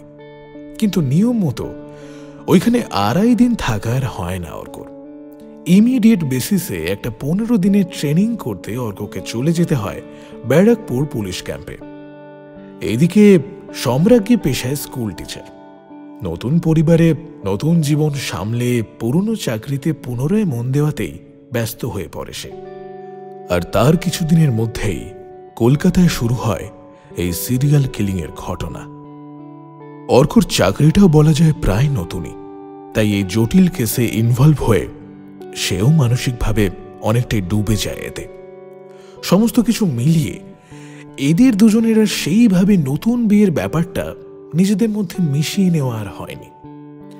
হানিমুনে এসে ভেবেছিল ওরা খুব আনন্দ করবে, ঘুরবে ফিরবে, কিন্তু তাই বার হলো কই। তবু ভালো যে আজ অন্তত একটা গোটা দিন থাকবে শুধু ওদের জন্যই। মনে মনে এটা ভেবেই খুব খুশি হচ্ছিল ওরা দুজনেই। কিন্তু বিধি বাম, খাবার টেবিলে অর্ডারের খাবারগুলো এসে পৌঁছতেই হঠাৎ সম্রাজ্ঞীর কাঁধে এক 82 শিক্ষার হাত। চমকে যায় সে, পেছন ফিরে দেখে হাসি মুখে দাঁড়িয়ে আছে ওর কলেজ জীবনের বন্ধু রুমেলা। আরে কি রে, কি খবর, কেমন আছিস? এটা তোর বর? আলাপ করাবি না? আর এখানে কি, এখানে ঘুরতে? থাকিস কোথায় এখন? সম্রাজ্ঞী একটু ধাতস্থ হবার আগেই রুমেলা ওর দিকে মুষলধারে প্রশ্ন ছুড়ে দিল। উত্তরগুলো আগে দিতে শুরু করবে, নাকি একটু হেসে জড়িয়ে ধরবে, নাকি বসতে বলবে, কিছু বুঝতে না পেরে কেমন একটা বোকা বোকা মুখ করে উঠে দাঁড়ায় সম্রাজ্ঞী। আর সঙ্গে সঙ্গেই ওর উপর ঝাঁপিয়ে পড়ে ওকে একরকম নিদারুণ জোর করে জড়িয়ে ধরল মেয়েটা। যে সম্রাজ্ঞীর অবস্থা দেখে চেয়ারে বসে থাকা অর্কর প্রায় হাসি পেয়ে গেল। ভাগ্য ভালো সেটা দেখতে পায়নি সে। কেমন আছিস, আয় বস বলেই কোনো ক্রমে রুমেলার বাহুবন্ধনী থেকে নিজেকে ছাড়িয়ে রুমেলাকে ওদের টেবিলের 3 নম্বর চেয়ারটায় বসতে বলল সম্রাজ্ঞী। মনে মনে ভাবল কাবাব মে হাড্ডি, কিন্তু মুখে বলল কত বছর পর, খুব ভালো লাগছে রে দেখা হয়ে। বাজে বকিস না তো, মোটেই খুশি হসনি তুই আমাকে দেখে, সেটা তোকে দেখেই বোঝা যাচ্ছে। কিন্তু তোর আর ইয়ার্কি করার স্বভাবটা গেল না বল? 2 বান্ধবী আস্তে আস্তে জমে যায় গল্প গুজবে। অর্ক একটু বোর না হয়ে সেই সমস্ত গল্প খুব মন দিয়ে শুনছিল। রুমেলের সঙ্গেও আলাপ হলো অর্কর। ওদের দুজনেরই কেউই চুপচাপ নয়, ফলত ওদের দুজনের আলাপও বেশ জমে গেল। রুমেলার সম্রাজ্ঞীর পুরনো গল্প, কলেজের স্মৃতিচারণ, দুজনে বর্তমানে কি করছে ইত্যাদি আলোচনা পেরিয়ে প্রসঙ্গে উঠে এলো রুমেলার হাজবেন্ডের কথা। জানা গেল ভদ্রলোকের পটারির ব্যবসা আছে, দেখে শুনেই বিয়ে হয়েছে। কিন্তু এই শুনে সম্রাজ্ঞী দারুণ চমকে গেল, বলল, তুই করেছিস অ্যারেঞ্জ ম্যারেজ? হোয়াট? কেন রে সমু, এরকম বলছিস কেন? বয়ফ্রেন্ড চুজ করার ব্যাপারে কলেজের যে মেয়েটার সবচেয়ে বেশি নাকুচু ছিল, লাইফ পার্টনার নিয়ে যে মেয়েটার সবচেয়ে বেশি কল্পনাপ্রবণ ছিল, সে কাগজের পাত্রী চাই বিজ্ঞাপন দেওয়া ছেলেকে বিয়ে করে নিল। Are you serious? ওই না কুচু বলেই তো সময় থাকতে থাকতে কাউকে আর জোটাতে পারলাম না। শেষে বুড়ি হয়ে যাচ্ছি বলে বাবা ধরে বেঁধে বিয়ে দিয়ে দিল। সোমক খারাপ ছেলে নয়, শুধু একটু মাথায় টাক আছে, এই যা। আর টাকা? সম্রাজ্ঞীর এই আচমকা প্রশ্নটায় রুমেলা প্রথমে একটু হকচকিয়ে যায়, তারপর নিজেকে সামলে নিয়ে হেসে ওঠে। ইয়ার কি করার স্বভাবটা তোর এখনো আছে তার মানে? Yes, always. না রে, অন আ সিরিয়াস নোট, আমার বিয়ের অনেক বছর আগেই কিন্তু প্রেম করে আমার দাদার বিয়ে হয়েছিল। বৌদি ভীষণ ভালো মানুষ ছিল। আমার বাবা মা আমার বৌদিকে লিটারেলি চোখে হারাতো। বিয়ের বহু বছর পর বৌদি প্রেগনেন্ট হয়, কিন্তু আনফর্চুনেটলি ডেলিভারির মাত্র 20 দিন আগেই বৌদি এক্সপায়ার করে, অ্যালং উইথ দ্য বেবি। তারপর এতে আমার মা খুব অসুস্থ হয়ে পড়ে, অলমোস্ট ডিপ্রেশনে চলে গিয়েছিল। আমাদের সাইকিয়াট্রিস্ট কনসাল্ট করতেও হয়েছিল মাঝে। বাবা তখনই আমাকে খুব জোর করে বিয়ের জন্য, বলে যে মায়ের অনেক দিনের ইচ্ছে আমাকে সংসার করতে দেখবে। মায়ের তখন যে অবস্থা, আজ আছে কাল নেই। দাদাও মানসিকভাবে পুরোপুরি বিপর্যস্ত। দাদাও খুব রিকোয়েস্ট করে বিয়ে করার জন্য। এমত অবস্থায় আর ওদের কথা ফেলতে পারিনি রে। না না, সে তো অবশ্যই। তা কাকিমা এখন আছেন কেমন? নেই। মানে? আমার বিয়ের 8 মাসের মাথাতেই মা চলে যায়। শাশুড়ি বউয়ের ওরকম বন্ডিং ভারতে বিরল। আমার মায়ের সঙ্গে আমার বৌদির যেরকম আটো সাটো সম্পর্ক ছিল, সেটা দেখাই যায় না। বৌদির না থাকাটা মা একেবারে মেনে নিতে পারেনি। খুব খারাপ ঘটনা রে। তোর বৌদি মারা গেলেন কি করে? Expired injection. হোয়াট? হ্যাঁ, ডেলিভারি হওয়ার 20 দিন আগে একটা ইঞ্জেকশন দিতে হয় নাকি প্রেগনেন্ট মহিলাদের, অ্যামনোয়েটিক ফ্লুইডের থিকনেস ঠিক রাখার জন্য, যাতে জঠরের ভিতরের বাচ্চার মুভমেন্টে অসুবিধা না হয় আর সময়ের আগে যাতে ওয়াটার ব্রেকও না করে। হ্যাঁ, তো সেই ইঞ্জেকশনটা এক্সপায়ার্ড ছিল? হ্যাঁ, একেবারেই তাই। What rubbish! তোরা কি স্টেপ নিলি তারপর? সে অনেক জল ঘোলা হয়েছে। দাদা লিগ্যাল স্টেপও নিয়েছিল, কিন্তু সেই নার্সিংহোমের যে মালিক, সে দক্ষিণ ভারতের সিনেমার বিশাল বড় প্রডিউসার। তার উকিল মোক্তারের কাছে আমাদের কেসটা ধোপে টেকে নিলে। আর তাছাড়া সেই সময় মায়েরও খুব শরীর খারাপ হয়। মাকে নিয়ে একদিকে শরীরের ডাক্তার, অন্যদিকে মনের ডাক্তার। তার উপর বৌদির মায়েরও হার্ট অ্যাটাক হয় ওই সময়। বৌদি ওর বাবা মায়ের একটাই সন্তান, তাই দাদাকে ওর দিকটাও দেখতে হয়। সব মিলিয়ে এতটা খারাপ সময়ের মধ্যে গেছি আমরা সেই সময়, যে আর বলার কোনো ভাষা নেই রে। ইস, শুনে খুব খারাপ লাগছে রে। যাকে বাতে, যা হওয়ার তো হয়েই গেছে। তোর কথা বল, বিয়ে করলি কবে? এই তো 4 মাস। ব্যাস? হ্যাঁ। আর তুই? আমার 6 বছর হয়ে গেছে। আরে বাহ! আর বাচ্চা? না। পরে নিবি? ভাবছি নেবই না। কনসিভ করায় আতঙ্ক ধরে গেছে রে। তা ঠিক। তা তোর দাদা এখন কেমন আছেন? কথাটা ব্যাঘাত ঘটল, কারণ অর্কর ফোনটা ওদিকে বেজে উঠেছে। পকেট থেকে ফোনটা বের করে স্ক্রিনের দিকে তাকিয়ে নামটা লক্ষ্য করলো অর্ক। বলল, এক্সকিউজ মি বলে ওখান থেকে উঠে বাইরের দিকে চলে যায় সে। এই এক হয়েছে আমার সতীন। মানে? কে? কে আবার? আমার বরের চাকরি। সুচিত্র ফোন করেছে। রেস্তোরাঁর ডাইনিং এরিয়াটা থেকে একদম বাইরে বেরিয়ে এসে ফোনটা রিসিভ করে অর্ক। হ্যাঁ বলুন স্যার। কোথায় আছিস? এই তো গ্লেনারিজে। বেশ, এখন তোকে ডিস্টার্ব করছি না। আফটার লাঞ্চ একবার আসতে পারবি? কেন স্যার? এই চঞ্চল সাপুই লোকটার অটোপসি রিপোর্ট চলে এসেছে। ও, এসে গেছে? আচ্ছা, কি report sir? As expected, high dose of strychnine. সে কি কি হচ্ছে এসব স্যার? আরে সেই জন্যই তো ডাকছি তোকে। ডাকতে খারাপ লাগছে যদিও। আরে না না, ইটস ওকে স্যার। কি করতে হবে বলুন। আমি এখন চঞ্চল সাঁপুইয়ের বাড়ি ভিজিট করব ইনভেস্টিগেশনের জন্য। আমার সঙ্গে ইন্সপেক্টর লামা থাকবেন, কিন্তু সেকেন্ড হাফে ওর আবার আজ ছুটি। তুই এলে তোকে নিয়ে তখন রমেন থাপার বস্তিতে যাব। লোকটার ঘর সার্চ করলে যদি কিছু পাওয়া যায়। সব স্যার। এখন তো আচ্ছা ঠিক আছে, আমি ঠিক 3টের সময় থানায় রিপোর্ট করছি, কেমন? ওকে ওকে স্যার, জয় হিন্দ। ফোনটা কেটেই মুখটা বেজার হয়ে যায় অর্কর। মনে মনে ভাবতে থাকে, গড়গড়িয়ে বলে তো দিলাম যে যাব, কিন্তু এবার সম্রাজ্ঞীকে ম্যানেজ করব কি করে?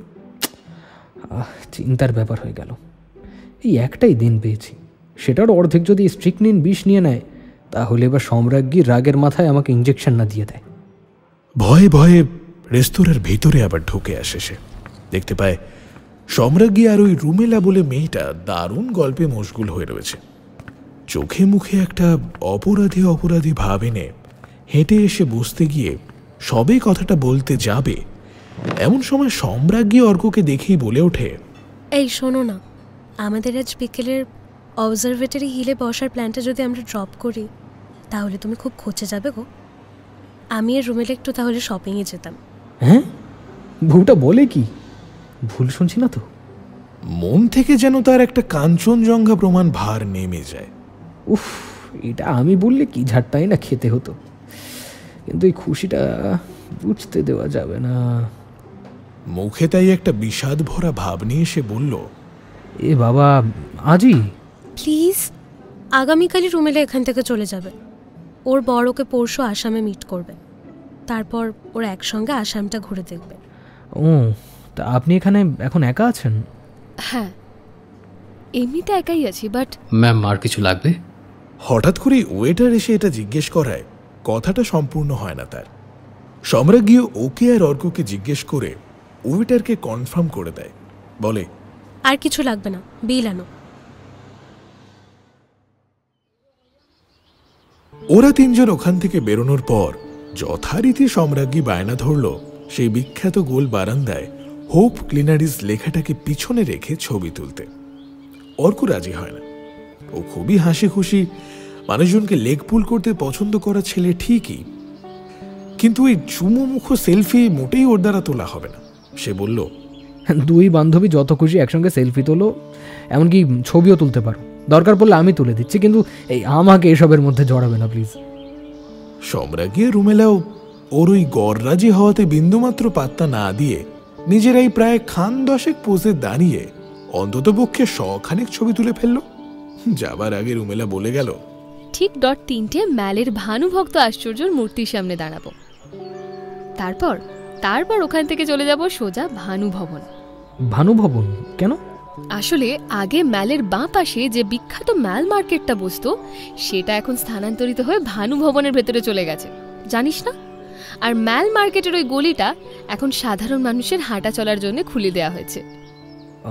আচ্ছা আচ্ছা আচ্ছা আচ্ছা, আপনাদের মিয়া বিবির আজকের প্রেমটা আমি কেচিয়ে দিলাম না তো? কি অর্কদা? তা তো একটু দিলেনি, কি আর করা যাবে। আমি এখন দেখি একটা কাজে চলে যাব, একা একা হোটেলে বসে থেকে কি আর করব। কথার ফাঁকে সুযোগ পেয়ে টুপ করে নিজের কাজটা সেরে নিল অর্ক। সম্রাজ্ঞীও কথাটায় তেমন বিশেষ রিয়্যাক্ট করল না।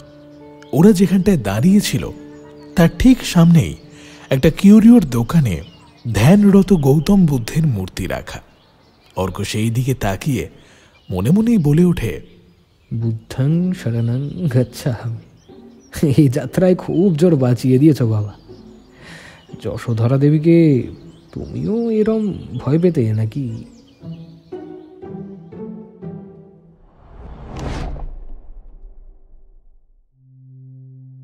পাহাড়ে একটার পর একটা খুনের খবর লালবাজারেও এসে পৌঁছচ্ছে তক্ষণি। আর যত পরিস্থিতি হাতের বাইরে চলে যাচ্ছে, ততই কঠিন হয়ে উঠছে স্পেশাল ব্রাঞ্চের ঊর্ধ্বতন কর্তৃপক্ষের অফিসাররা। ডিসিপি সুচিত্র সেন বরাবরই অ্যাডিশনাল কমিশনার, স্পেশাল কমিশনার এদের নেক নজরে থেকেছে। বাঘা বাঘা সিরিয়াল কিলিং এর কেস সুচিত্র যথেষ্ট দক্ষতার সঙ্গে সলভ করে দিয়েছে এর আগে। একটা কেস তো এমনও ছিল যেটা একজন ভিকটিম ছিল কেরালের লোক, একজন কাশ্মীরের, আর তৃতীয় জন মধ্যপ্রদেশের, আর শেষজন নাগাল্যান্ডের। কিন্তু খুন চারটেই হয়েছিল কলকাতায়। সুচিত্র অবলীলায় দেশের এ প্রান্ত থেকে সে প্রান্ত ঘুরে ঘুরে কেসটা সলভ করে ফেলেছিল মাত্র 16 দিনের মধ্যেই। ঠিক বুঝতে পারছি না তো, এই কেসটার ক্ষেত্রে এত কেন সময় লাগছে সুচিত্রর? আর তাছাড়া বিন্দুমাত্র প্রোগ্রেস নেই, খুনের পর খুন হয়ে যাচ্ছে। সুচিত্র, অর্ক, দার্জিলিং পুলিশের বাকি অফিসাররা, এতগুলো জুনিয়র অফিসার, সবার নাকের ডগা দিয়ে মার্ডারার খুন করে কাছে দাঁড়িয়ে এই মজা দেখছে, অথচ এদের এক বিন্দু অগ্রসর নেই। কি যে হলো, এদিকে শহরে ঢিঢি পড়ে গেছে, হট কেকের মতো খবরের কাগজ বিক্রি হচ্ছে সব রাস্তার মোড়ে মোড়ে। সোশ্যাল মিডিয়ায় লোকজন পুলিশকে হ্যাশট্যাগ দিয়ে দিয়ে পুলিশের অকর্মণ্যতার উপর বড় বড় রচনা লিখে পোস্ট ভরিয়ে দিচ্ছে। আর ওদিকে নিউজ চ্যানেলগুলোতে যেন খিদের মুখে গরম বিরিয়ানির প্লেট পেয়ে গেছে। হ্যাঁ, সারাদিন দফায় দফায় নতুন নতুন 4-5 জন বিজ্ঞ ব্যক্তির দল এনে একই বিষয়কে একেবারে ওই চুইংগামের মতো চিবিয়ে চিবিয়ে চটচটে আর স্বাধীন করে ফেলছে আলোচনা সমালোচনা দিয়ে। আর মাথা ঠিক রাখতে পারলেন না অ্যাডিশনাল কমিশনার রুদ্র ভট্টাচার্য।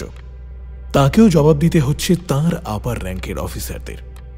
স্পেশাল কিছু সিক্রেট অফিসারকে ডেকে একটা মিটিং করতে চাইলেন তিনি। মিটিংয়ের আলোচ্য বিষয় থাকবে সুচিত্রকে কি তাহলে এই কেসটা থেকে সাসপেন্ড করে অন্য কাউকে আনা হবে। লালবাজারে নিজের কেবিনে বসে তিনি মিটিং ডাকলেন ওই দিনে ঠিক বিকেল 3টে। তারপর সকলকে ওই ঘর থেকে চলে যেতে বলে নিজের পার্সোনাল মোবাইল থেকে কোনো একজনকে ফোন করে বললেন, হ্যালো, হোয়াটস দ্য আপডেট?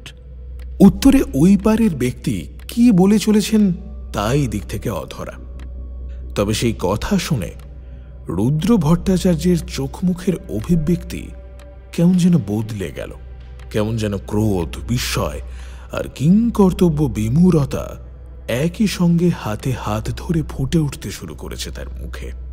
ক্রমশ চোয়াল শক্ত হয়ে আসছে তার। এয়ার কন্ডিশনড ঘরের মধ্যেও চুলের ফাঁক দিয়ে ঘামের সর্পিল রেখা বেরিয়ে এসে কানের পিছন দিকে রাস্তা বেয়ে কাঁধের দিকে অধঃপতনে উদ্যত হয়েছে। ওপারের উত্তর শুনতে শুনতে তাড়াতাড়ি নিজের চশমাটা খুলে ফেলে টেবিলে রাখলেন তিনি। এক হাতে ফোনটা ধরে আছেন, তাই অন্য হাত দিয়ে পকেট থেকে নিজের রুমালটা বের করে ঘাম মুছলেন তিনি। তারপর টেবিলে রাখা কাঁচের জলের গ্লাসের মাথায় ঢাকা দেওয়া কোস্টারটা এক হাতের ঝটকায় ছিটকে সরিয়ে দিয়ে জলটা ঢকঢক করে খেলেন তিনি। এবং এই সমস্ত কিছু করতে তার মাত্র সময় লাগলো 15-16 সেকেন্ড। তারপর তিনি আবারও বললেন, ও কিছু বুঝতে পারেনি তো? সম্ভবত ওই পারের ব্যক্তি এবারে বলেছেন না। তাতেই কিঞ্চিত প্রসন্ন হয়ে তিনি আবারও বললেন, good good, and be careful.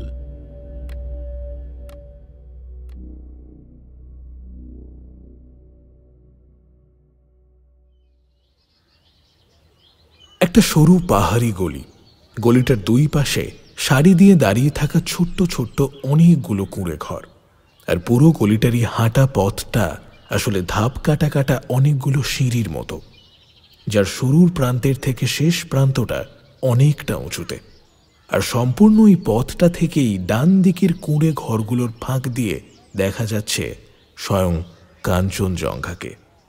তারই মধ্যের একটা কুঁড়ে ঘর হলো চঞ্চল সাপুইয়ের, যার পচা গলা মৃতদেহ পাওয়া গিয়েছে হ্যাপি ভ্যালি টি এস্টেট থেকে।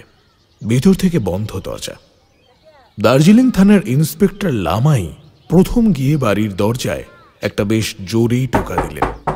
পাশের কুঁড়ে ঘরটার দরজার বাইরে বসে একজন বৃদ্ধা তখন না হাতে করে একটা ছোট্ট প্রেয়ার হুইল ঘোরাচ্ছেন আর মুখে কি যেন বিড়বিড় করছেন।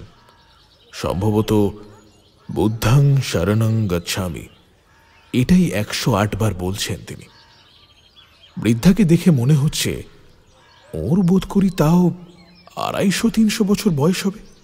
মুখের চামড়ায় তার এতটাই ভাঁজ। প্রতিবেশীর ঘরে পুলিশ এসে দরজায় ধাক্কা দিচ্ছে দেখে বিড়বিড় থামিয়ে মুখ তুলে তাকালেন তিনি। আর সামনে দাঁড়ালো একটা বছর 35-এর আধ পাগলা গোছের লোক। না, এ পাগল নয়। প্রথমের বেশভূষা দেখে সেইটা মনে হলেও লোকটাকে মাত্র 10 সেকেন্ড দেখে পুলিশের বুঝতে আর এক মুহূর্ত দেরি হলো না যে লোকটা একটা আস্ত পাঁর মাতাল, যার সর্বাঙ্গ থেকে বিশ্রী মদের গন্ধ ভুরভুর করে নাকে এসে নাক জ্বালিয়ে দিচ্ছে সুচিত্রদের। বাইরে দাঁড়িয়েই প্রথম ওকে জিজ্ঞেস করা হলো, বাঙালি? আগে হ্যাঁ।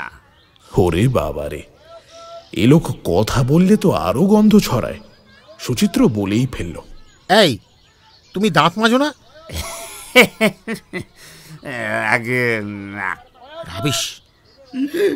বুঝলো এর সঙ্গে কথা বাড়িয়ে কোনো লাভ নেই। লোকটা যে কে, কোথায় আছে এখন, ওর সামনে এখন এরা কারা দাঁড়িয়ে, কিছুই লোকটার এখনো মনে নেই, বুঝতেও পারছে না। সাত সকালেই আকণ্ঠ, বলা ভালো আপাদমস্তক মদে ডুবিয়ে এখন দাঁড়িয়ে দাঁড়িয়ে উল্টো পেন্ডুলামের মতো দুলছে। তার মুখে একটা স্মিত হাসি। কিসের যেই আনন্দ তা ওই জানে। মুখে আর কিছু না বলে ওকে একপাশে সরিয়ে দিয়ে ওই ঘরটার ভিতরে গিয়ে ঢুকলো লামা আর সুচিত্র। লোকটাও দিব্যি একপাশে সরে গিয়ে দরজায় হেলান দিয়ে দাঁড়িয়ে দাঁড়িয়ে হাসতে লাগলো।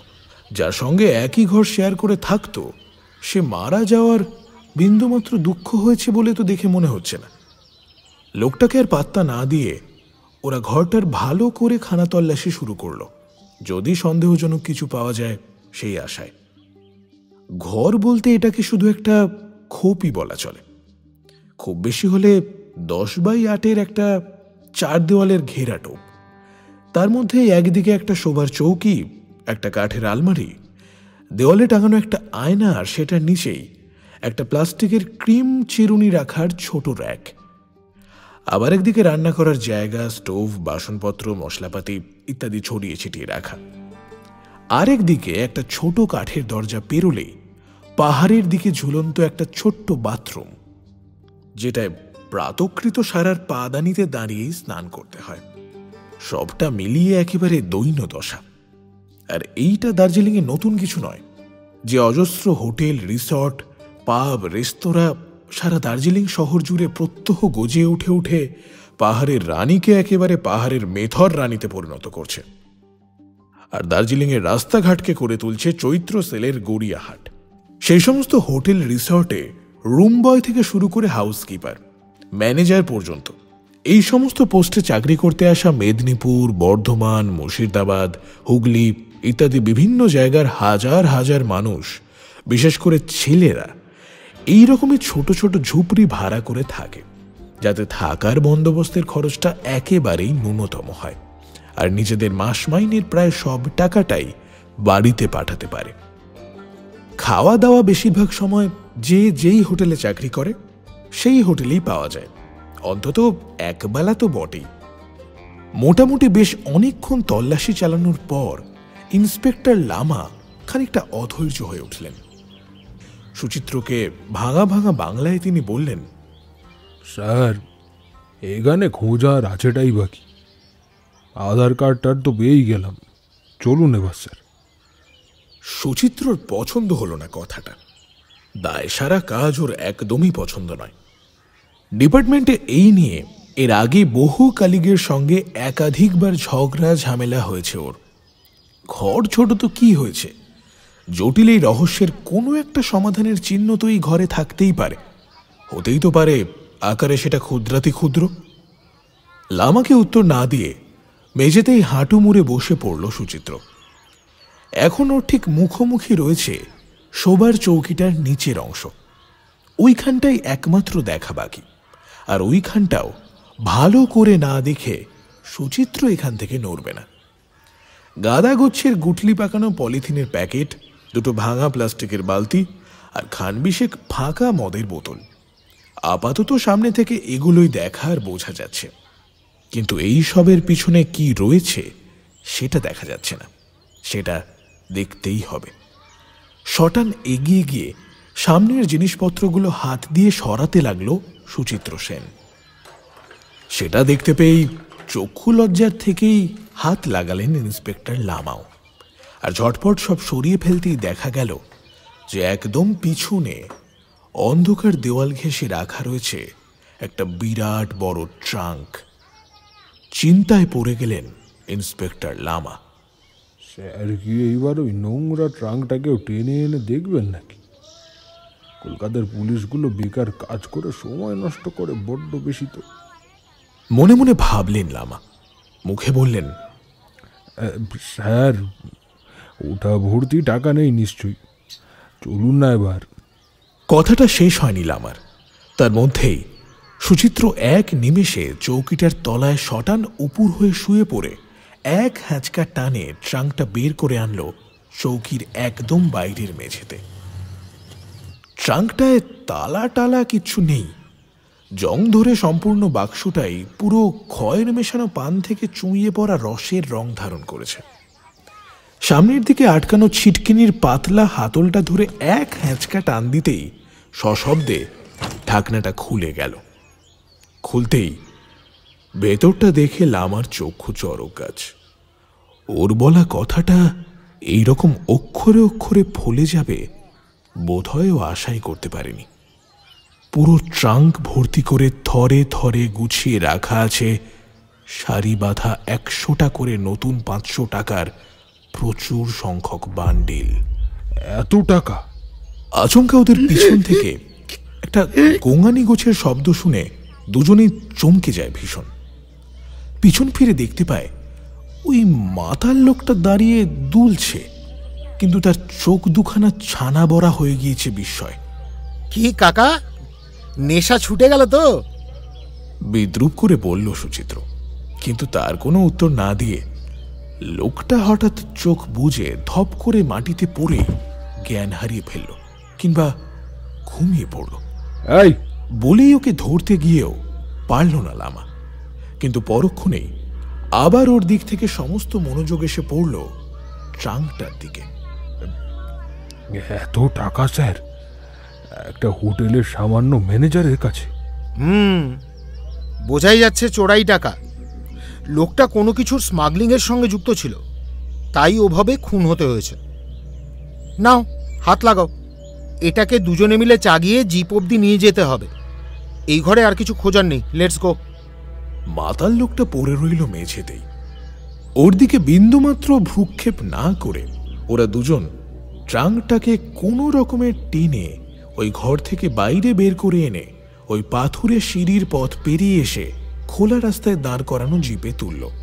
তারপর নিজেরাও জিপে উঠে চলল থানার দিকে। ইন্সপেক্টর লামার অবাক ভাবটা এখনো পুরোপুরি কাটেনি। আস্তে করেও একবার বললেন, মাতালটা ওইভাবে পড়ে রইল, মুড়ে টুড়ে যায়নি তো স্যার? ধুস, ওর ওই রকম প্রায় পড়ে যাওয়ার অভ্যেস আছে। কি করে বুঝলেন? তুমি বোঝনি? কই না তো। লোকটার পুরো কাঁধে, হাতে, পায়ে অজস্র কালশিটে পড়ে আছে, দেখোনি নিশ্চয়ই? মানে সরি স্যার, খেয়াল করা হয়নি। জিভ কেটে ক্ষমা চেয়ে লজ্জায় চুপ করে গেলেন লামা। সুচিত্র মনে মনে ভাবল, এই বুদ্ধি নিয়ে কি করে সব পুলিশ হলো কে জানে। তবে এই পুরো ঘটনায় সুচিত্রকে কিন্তু কখনোই তেমন ভাবে অবাক হতে দেখা যায় না।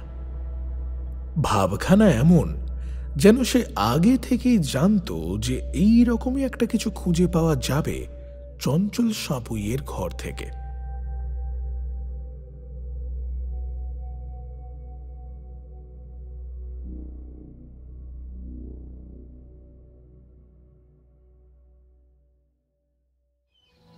দীপন ভেবেছিল রনিতাকে এখন হয়তো ধরে রাখা যাবে না, এমনই আকাশ ফোঁড়া কান্নায় ভেঙে পড়বে সে। কিন্তু অবাক হয়ে যাচ্ছে দেখে যে কি নির্বিকার চিত্তে নিখুঁতভাবে সুতো বোতামের কপালে চন্দন পরিয়ে দিচ্ছে রনিতা। একটা দেশলাই কাঠের পিছন দিক দিয়ে অতি সূক্ষ্মভাবে পাশাপাশি চির ঘুমে শুয়ে থাকা 6 বছর বয়সী ভাই বোনের শেষ যাত্রার সাজুগুজু করিয়ে দিচ্ছে সে।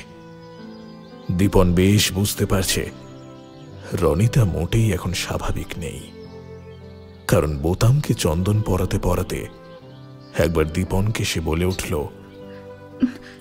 দেখো তো মেয়েটা ঘরে পড়তে পড়তে হঠাৎ চুপ করে গেল কেন? মোবাইল ঘাটছে না তো? কথাটা শুনে কাঁদতে কাঁদতে নিজের দাঁতেই নিজের হাতটা কামড়ে ধরলেন রনিতার মা। পাশে এসে দাঁড়িয়ে রনিতার বাবা স্ত্রীর কাঁধে আলতো হাত রাখলেন। আর দীপনও বুঝতে পারছে না কি করবে। এখনো বিশ্বাস করে উঠতে পারছে না যে ছেলে মেয়ে দুটো আর নেই। এই তো গতকাল রাতেই ওদের দুজনের থেকে মন দিয়ে ছোটা ভীমের গল্প শোনালাম। অর্ধেকটা বলে বোতাম বলল বাকিটা পরের দিন বলবে। এই তো আজ সেই পরের দিন। কোথায় কথা বলছে ওরা? কোথায় হই হই করছে? যাদের ঘুম পাড়াতে গেলে গোটা বাড়ির ঘুম ছুটে যেত, তারা এখন অসময়ে ওইভাবে ঘুমোচ্ছে কেন? স্কুলে যাবে না ওরা? হ্যাঁ, আর সহ্য করতে পারে না দীপন। এক দৌড়ে ওখান থেকে চলে যায় বাড়ির ছাদে। ওখানে রনিতার জন্য কাঁদতেও পারছে না। ছাদে এসে একদম বাচ্চা একটা ছেলের মতো এক ছুটে পাঁচিলের এক কোণে চলে গিয়ে গুটিসুটি দিয়ে বসে নিজের হাঁটু দুটোয় মুখ গুঁজে চিৎকার করে কেঁদে ওঠে সে। ভীষণ ভীষণ বুক চেরা সেই কান্না। সুতো, ভালো নাম রণদীপ চ্যাটার্জি, আর বোতাম, ভালো নাম দীপান্বিতা চ্যাটার্জি। রনিতা আর দীপনের 6 বছরের যমজ ছেলে মেয়ে। কলকাতার বাঁশদ্রোণীর বাড়িতে গতকাল মাঝরাতে আর আজ ভোরবেলায় একই রকম ভাবে বেগুনি রঙের বমি করতে করতে মারা গেছে। বাড়ির লোক সুতোর মারা যাবার ব্যাপারটা কিছু বুঝে ওঠার আগেই মাত্র 2.5 ঘন্টার ব্যবধানে বোতামও তার ঠাকুমার কোলে মাথা রেখে মারা যায়। স্বভাবতই আকাশ ভেঙে পড়ে পুরো পরিবারটার উপর। পাড়া প্রতিবেশী থেকে শুরু করে ওদের স্কুল, আত্মীয় স্বজন সবাই হতবাক হয়ে গিয়েছে এই ঘটনায়। সম্পূর্ণ সুস্থ দুটো বাচ্চা এইভাবে কি করে মারা যেতে পারে? সুতো আর বোতামের কাকা লোকাল থানায় ডায়েরি করতে চেয়েছিল ব্যাপারটা নিয়ে, কিন্তু দীপনের বাবা সেকেলে মানুষ, তিনি রাজি হননি। প্রবীণ মানুষ, তাই তার কথা মতো থানায় আর যায় না ওর ছোট ছেলে। তাছাড়া রনিতা এই হঠাৎ শোক থেকে নিজের মানসিক স্থিতি হারিয়েছে। দীপন কোনো ক্রমে সেই পর্যায়ে যাওয়ার থেকে ঠেকিয়ে রেখেছে নিজেকে। এমতাবস্থায় ওইসব কিছু করবেই বা কে? সমস্ত ভেবে থানা পুলিশে না গিয়ে দেহ দুটো হিন্দু নিয়মে সৎকারের ব্যবস্থা করা হয়। কিন্তু এত চাঞ্চল্যকর একটা খবর চাপা থাকবে কেন? সুতো বোতামের পাশের বাড়ির 1 বছর 15 অকালপক্ষ উঠতি মেয়ে নতুন নতুন সোশ্যাল মিডিয়ায় ভিডিও বানাতে শিখেছে। সে হঠাৎ করে কিছু না ভেবেচিন্তে এই পুরো ঘটনার বৃত্তান্ত সমেত একটা ভিডিও করে বসলো। তোমরা দেখতে পাচ্ছ গাইস, ফুলের মতো একটা বাচ্চা আজ অকালে ঝরে গেল। দেখো গাইস, আমি ক্যামেরাটা জুম করছি। ওদের মা সুখে পাথর হয়ে গেছে। আমি খুব জোরে কথা বলতে পারছি না বন্ধুরা, দুঃখের ভারী তো, তোমরা কনসিডার করে দিও। দেখতে পাচ্ছ বন্ধুরা, ওদের মায়ের চোখে 1 ফোঁটা জল নেই। মা তো তাই দুঃখটা নিতে পারেনি গাইস।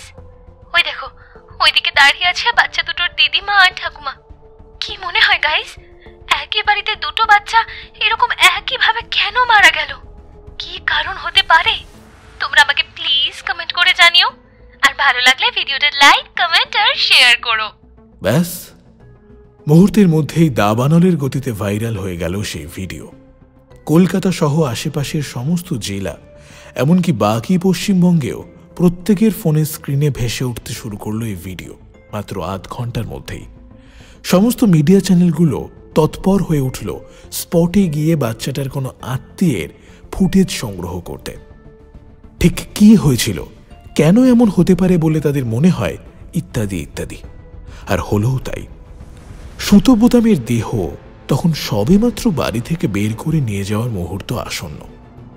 হঠাৎ হুড়মুড়িয়ে এক প্রথম সারির নিউজ চ্যানেলের অতি বিখ্যাত এক রিপোর্টার সঙ্গে ক্যামেরাম্যানকে নিয়ে এসে হাজির। বাড়ির বাইরেটায় তখন লোকে লোকারণ্য। লোকাল থানা থেকে পুলিশ এসে অবস্থা সামলাচ্ছে। এমনই অবস্থায় পুলিশের বাধা অমান্য করে সেই রিপোর্টার শুরু করে দিল তার লাইভ টেলিকাস্ট।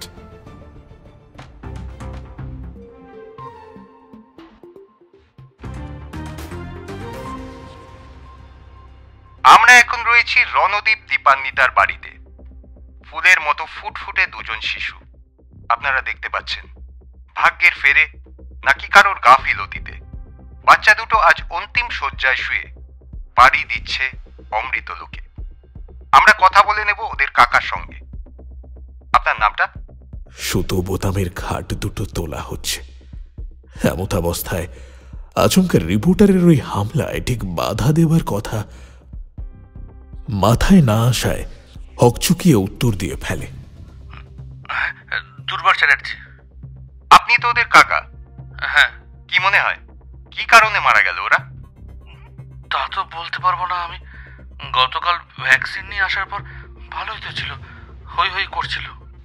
বাকি কথাটা ওরা শেষ করতে দিল না রিপোর্টারটা। হঠাৎ ছোঁ মেরে দুর্বারের ওই কথাটা খামচে ধরে নিয়ে ক্যামেরায় বলতে শুরু করলো, ভ্যাকসিন? তাহলে কি ভ্যাকসিনই এই মৃত্যুর কারণ? কি মনে হয় আপনাদের? দুজন বাচ্চা একসঙ্গে ভ্যাকসিন নিল, তারপর দুজন বাচ্চাই একসঙ্গে এইভাবে মারা গেল। এই ঘটনা কি নেহাতি কাকতালীয়, নাকি এর পিছনে রয়েছে বড় কোনো রহস্য? কথাগুলো বলছে ঠিক তখনই ওই বাড়ির সদর দরজা দিয়ে বের করে নিয়ে যাওয়া হচ্ছে সুতো আর বোতামের নিথর দেহ দুটো। এই ঘটনা কি নেহাতি কাকতালীয়, নাকি এর পিছনে রয়েছে বড় কোনো রহস্য? এত অবধি দেখেই জায়েন্ট স্ক্রিনটা বন্ধ করে দিলেন রুদ্র ভট্টাচার্য। সহ্য করতে পারছেন না তিনি আর। তখন তার কেবিনে উপস্থিত ছিলেন স্পেশাল ব্রাঞ্চেরই এক অফিসার সমীরণ রাহা। তাকে উদ্দেশ্য করেই হঠাৎ হুঙ্কার ছেড়ে উঠলেন তিনি। What the hell is happening Samiran? কোথা থেকে কি হচ্ছে এইসব? হ্যাঁ, বুঝতে পারছি না স্যার, কোনো খেই পাওয়া যাচ্ছে না। Oh, shut up. Then what all of you fucking guys are doing here? Huh? Get lost from the job. Get lost. রুদ্র ভট্টাচার্য অশ্রাব্য কোনো কথা বলায় অভ্যস্ত নন, অন্তত অফিসে তো ননই। তার নিচু তলার কোনো অফিসারও তাই ওর থেকে সেটা শুনতেও অভ্যস্ত নন। আচমকা ওর এই কথায় বেশ চমকে গেলেন ইন্সপেক্টর সমীরণ রাহা।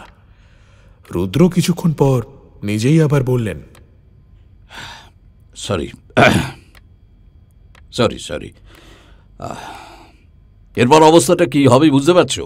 হ্যাঁ, এইখানে ব্যবসায়ী খুন, শরীরে স্ট্রিকনিন।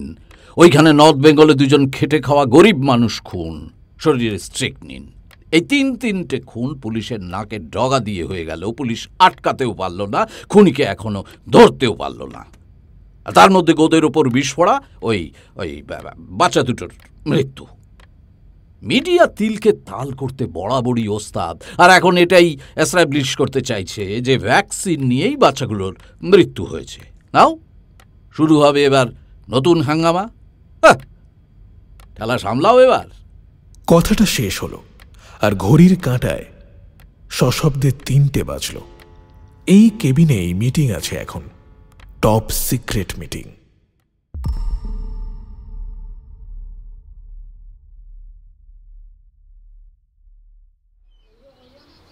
দুপুর ঠিক 3টে দার্জিলিং ম্যালের ভানুভক্ত আচার্যের মূর্তির পাদদেশে সেজে গুজে দাঁড়িয়ে আছে রুমেলা। সম্রাজ্ঞী আসবে, তারপরে একসঙ্গে ভানুভবনের ভিতরের ম্যাল মার্কেটে শপিং করতে যাওয়ার কথা ওদের। সম্রাজ্ঞীও রুমেলের মতোই সমান এক্সাইটেড। এত বছর পরে পুরনো বন্ধুর সঙ্গে দেখা বলে কথা। সকালে যদিও গ্লেনাডিজে ওকে বেশ গায়ে পড়া গোত্রেরই মনে হয়েছিল, তারপর আস্তে আস্তে কথা বলে বুঝতে পেরেছে যে ওটা রুমেলা উত্তেজনা থেকে সরল মনেই করেছিল। তারপর যা সব ঘটনা ওর জীবনের সম্রাজ্ঞী শুনল, তাতে রুমেলার প্রতি বেশ মায়াই হয় ওর। আজ গিয়েই সবার আগে একবার জোরে চেপে জড়িয়ে ধরবো ওকে। ভাবতে ভাবতে সম্রাজ্ঞী গিয়ে সেই জায়গায় পৌঁছলো ঠিক 3:02। তারপর যেমন ভাবা তেমন কাজ। খুব জোরে জড়িয়ে ধরে আদর করে দিল ওকে সম্রাজ্ঞী। ম্যাডাম জি, ঘোড়া। আচমকা একটা ঘোড়াওয়ালা এসে ওদের এটা বলায় বেশ হকচকিয়ে গিয়েছিল ওরা। দেখলো ঘোড়ায় উঠে ছবি তোলার জন্য বলছে লোকটা। চার্জ ছবি পিছু 50 টাকা। আর পাশেই শান্ত শিষ্ট লেজ বিশিষ্ট একটা ঘোড়া দাঁড়িয়ে কি যেন চিন্তা করছে। হয়তো ভাবছে কাজ করবে কে, টাকা পাবে কে। লোকটা কিন্তু নাছোড়বান্দা, কিছুতেই পিছু ছাড়ছে না। ঘোড়ায় ওদের উঠতেই হবে আর ছবিও তুলতে হবে, এমন একটা অবস্থা। হঠাৎ রুমেলের মাথায় একটা ভালো বুদ্ধি আসে। সে লোকটাকে বলল, বাবা, ঘোড়ার পিঠে হাতি ওঠে, জানতাম না তো। আমাদের দেখছো না, দুটো জলহস্তি। নিজেদের অপমান নিজেদেরকেই এইভাবে করতে দেখে লোকটা খানিক ঘাবড়ে যায়। কি বুঝলো কে জানে, খানিকটা হে হে করে সামনে থেকে চলে যায়। আর ঘোড়াটাও সে যাত্রায় হাঁপ ছেড়ে বাঁচে।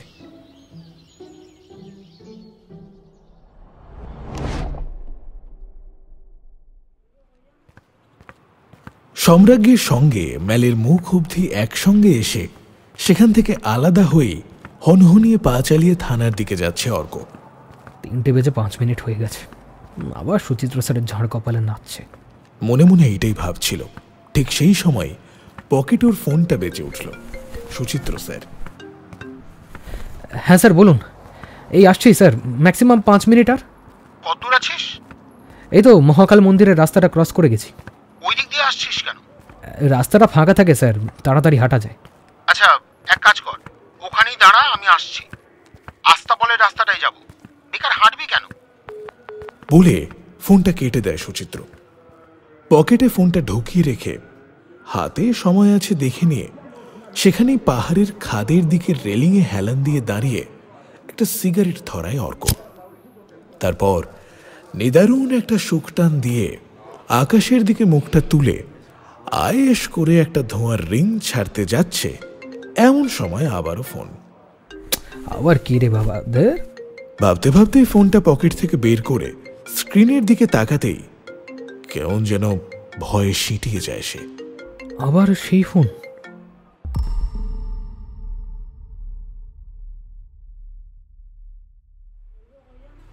দার্জিলিং থানাটা অবজারভেটরি হিলের একদম কাছে। আর অর্ক ম্যালের দিক থেকে থানায় আসছিল এই অবজারভেটরি হিলের রাস্তাটা ধরেই। তাই সুচিত্র থানা থেকে বেরিয়ে ঝটপট সেই রাস্তাটাই ধরল। ভারী সুন্দর একটা রাস্তা, ডান দিকে চড়াই, বাঁ দিকে উতরাই, আর মধ্যিখানের পথটা বড়ই শান্ত আর সুন্দর। থানাটা রেস্ট্রিক্টেড এরিয়ার মধ্যে বলেই এই দিকটাতে কোনো হোটেল নেই, লোক লস্কর, দোকানপাটের কোনো রকমের কোনো হই হুল্লোড় নেই। আছে শুধুই নিস্তব্ধতা আর নিঃসঙ্গতা, ঠিক সুচিত্রর জীবনের মতো। যতক্ষণ এই থানা, ভিকটিম, ক্রিমিনাল, কেস ফাইল এইসব নিয়ে থাকা যায় ততক্ষণই ভালো। এর বাইরে আর আছেই বাকি জীবনে। সন্ধেবেলা বাড়ি ফিরে তো সেই থোরবড়ি খাড়া, আর সকালবেলা বাড়ি থেকে বেরোনোর আগে সেই খাড়া বড়ি থোর। কতদিনের এই জীবন কে জানে, কতদিন এইভাবে বেঁচে থাকতে হবে তাই বা কে জানে। উফ। এই মুহূর্তে বাইরের তাপমাত্রা বেশ নিচে। ঠান্ডায় ডান হাতটা পকেটে ঢুকিয়ে বাঁ হাতে একটা সিগারেট ধরিয়ে মাথা নিচু করে আনমনে সেটা খেতে খেতে এ সমস্তই ভাবতে ভাবতে তাড়াতাড়ি হেঁটে আসছিল সুচিত্র। এমন সময় কিছু মানুষের কথাবার্তা ইত্যাদি কানে আসায় ভাবনার ঘোরটা একটু কেটে যেতেই মুখ তুলে তাকায় সে। দেখতে পায় যে সে এসে পড়েছে অবজারভেটরি হিলের একদম কাছাকাছি। এই অবজারভেটরি হিল আসলে একটা টুরিস্ট স্পট, যেখান থেকে খুব সুন্দর দূরের পাহাড়ের অনেকটা অংশ একসঙ্গে একটাই দৃশ্যপটে চোখে মেখে নেওয়া যায়। দার্জিলিং শহর পার্শ্ববর্তী অথচ দার্জিলিং জেলারই অন্তর্গত বিভিন্ন ছোট ছোট পাহাড়ি গ্রাম, শহর মাঝখানের মাইলের পর মাইল বিছিয়ে থাকা সবুজ গালিচার মতো ঘন জঙ্গল ইত্যাদি সমস্তই আলাদা আলাদা করে সাজিয়ে একে অপরের থেকে খানিক তফাতে তফাতে বাঁকে বাঁকে যেন সুন্দর করে বসিয়ে দিয়ে গেছে পর্যটকদের দৃশ্যরঞ্জনের জন্য। দার্জিলিংয়ের ঠিক যে ছোট্ট জায়গাটা থেকে এই দৃশ্যটা পাওয়া যায়, ব্রিটিশরা ঠিক সেই জায়গাটুকুই সাজিয়ে গুছিয়ে তৈরি করে নিয়েছিল নিজেরা অবসরে বসে কাঞ্চনজঙ্ঘা সহ ছবির মতো সুন্দর দৃশ্য দেখবে বলে। সেই সাজানো গোছানো জায়গাটুকুই আজ অবজারভেটরি হিল নামে পরিচিত। জায়গাটা স্মোকিং ফ্রি জোন, একটা বোর্ডে বড় বড় করে লেখা রয়েছে সেটা। সুচিত্র রোজ অগুন্তিবার দেখে সেটা, তাই জানে বলেই এই জোনটায় এসে পৌঁছাবার ঠিক আগেই হাতের সিগারেটটা পাথরে ঘষিয়ে নিভিয়ে ফেলে। তারপর দ্রুত হেঁটে পর্যটকদের অল্প ভিড় এড়িয়ে পাশ কাটিয়ে চলে যাবার সময়তেই সুচিত্রর চোখে পড়ল লোকটাকে। একটা লোক, দেখে নেপালি না বাঙালি বোঝার উপায় নেই। দুটোরই অর্ধেক অর্ধেক বৈশিষ্ট্য রয়েছে লোকটার মুখে। সরু গোঁফ, সরু কিনারা টানা চোখ, অথচ টিকালো নাক, আর গায়ের রং বেশ কালো। আর তাছাড়াও লোকটা বেশ লম্বা। অবজারভেটরি হিলের সিটগুলোর একটাতেই এতক্ষণ বসেছিল সম্ভবত। হঠাৎ উঠে সুচিত্রকে ফলো করতে শুরু করলো যেন। সুচিত্র নিশ্চিত যে লোকটা এতক্ষণ ওর পিছন পিছন আসেনি, কারণ ওই রাস্তাটা ছিল সম্পূর্ণ ফাঁকা, আর পাহাড়ি রাস্তায় বাঁক না থাকলে অনেক দূর পর্যন্ত দেখা যায়। এ নির্ঘাত সুচিত্রর জন্য ভিড়ের মধ্যে ঘাপটি মেরে অপেক্ষা করছিল। বিষয়টা নিয়ে সন্দেহ ওর কিছুদিন আগেই হয়েছে। এই তদন্তের কাজে পুরো দার্জিলিং শহরে চষে বেড়াতে হচ্ছে ওদের এখন। যেখানেই আশেপাশে ভিড় থাকে আর সুচিত্রর সঙ্গে পুলিশের লোক কম থাকে, বা সেইভাবে থাকেই না কেউ, ঠিক তখন যেন বেশি করে এই লোকটা ওর পিছু নেয়। প্রথম দিকে ও ভেবেছিল এটা ওর মনের ভুল হয়তো। একই লোককে একবারের বেশি দেখা যেতেই পারে, বিশেষ করে এই ছোট জায়গাতে বাস করছে যেহেতু ওরা এখন। কিন্তু না, একই লোককে একই ভঙ্গিতে পিছন পিছন হাঁটতে দেখে আর দূর থেকে খেয়াল রাখতে এত বেশিবার করে দেখা গেলে সেটা মোটেই স্বাভাবিক নয়। কিন্তু আপাতত কিছু করার নেই। সে মনে মনে ভাবে, অর্ক ওদিকে দাঁড়িয়ে অপেক্ষা করছে। রমেন থাপার বাড়ির কাছেও 3 জন কনস্টেবল পৌঁছে গেছে। লোকটা আসছে আসুক, কিন্তু এখন অপেক্ষা করা ছাড়া আর কোনো গতি নেই। দ্রুত পা চালিয়ে তাই এগিয়ে যায় সুচিত্র। রাস্তাটা এখন আবারও ফাঁকা, তাই মাঝে মধ্যে বুঝতে না দিয়ে খেয়াল রাখছে সে যে লোকটা আক্রমণাত্মক কিছু করতে উদ্যত হচ্ছে কিনা।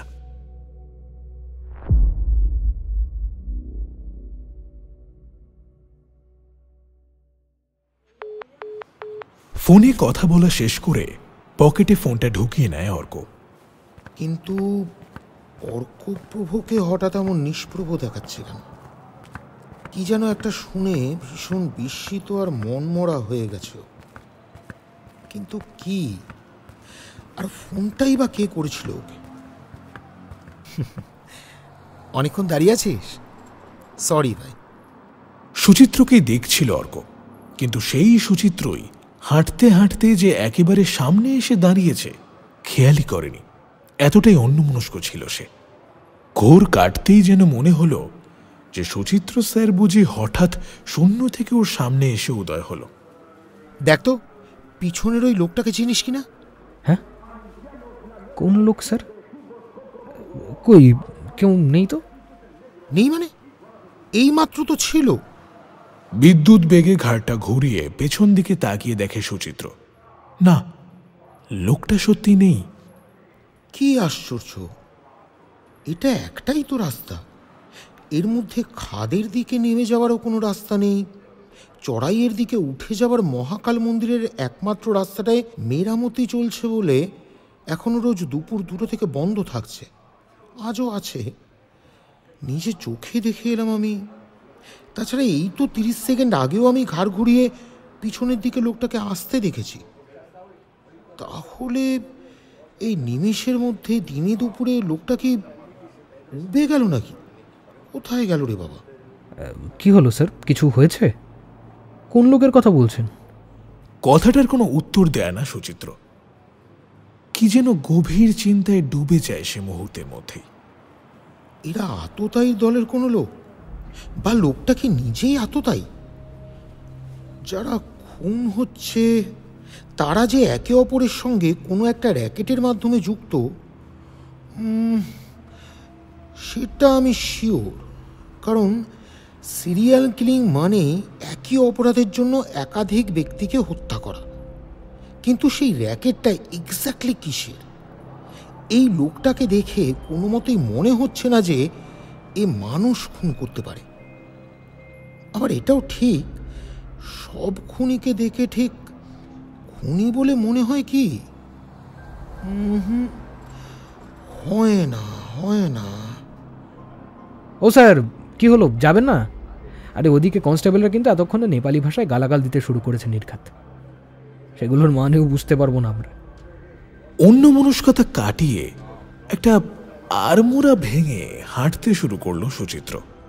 তার সঙ্গে হাঁটতে শুরু করলো অর্ক। বলল, কি বুঝলেন স্যার? ব্যাপারটা ভালো ঠেকছে না রে তোপসে। গন্ডগোল, বিস্তর গন্ডগোল। তা ফেলুদা, নেক্সট খুনটা কি গ্যাংটাকে? চপ চ।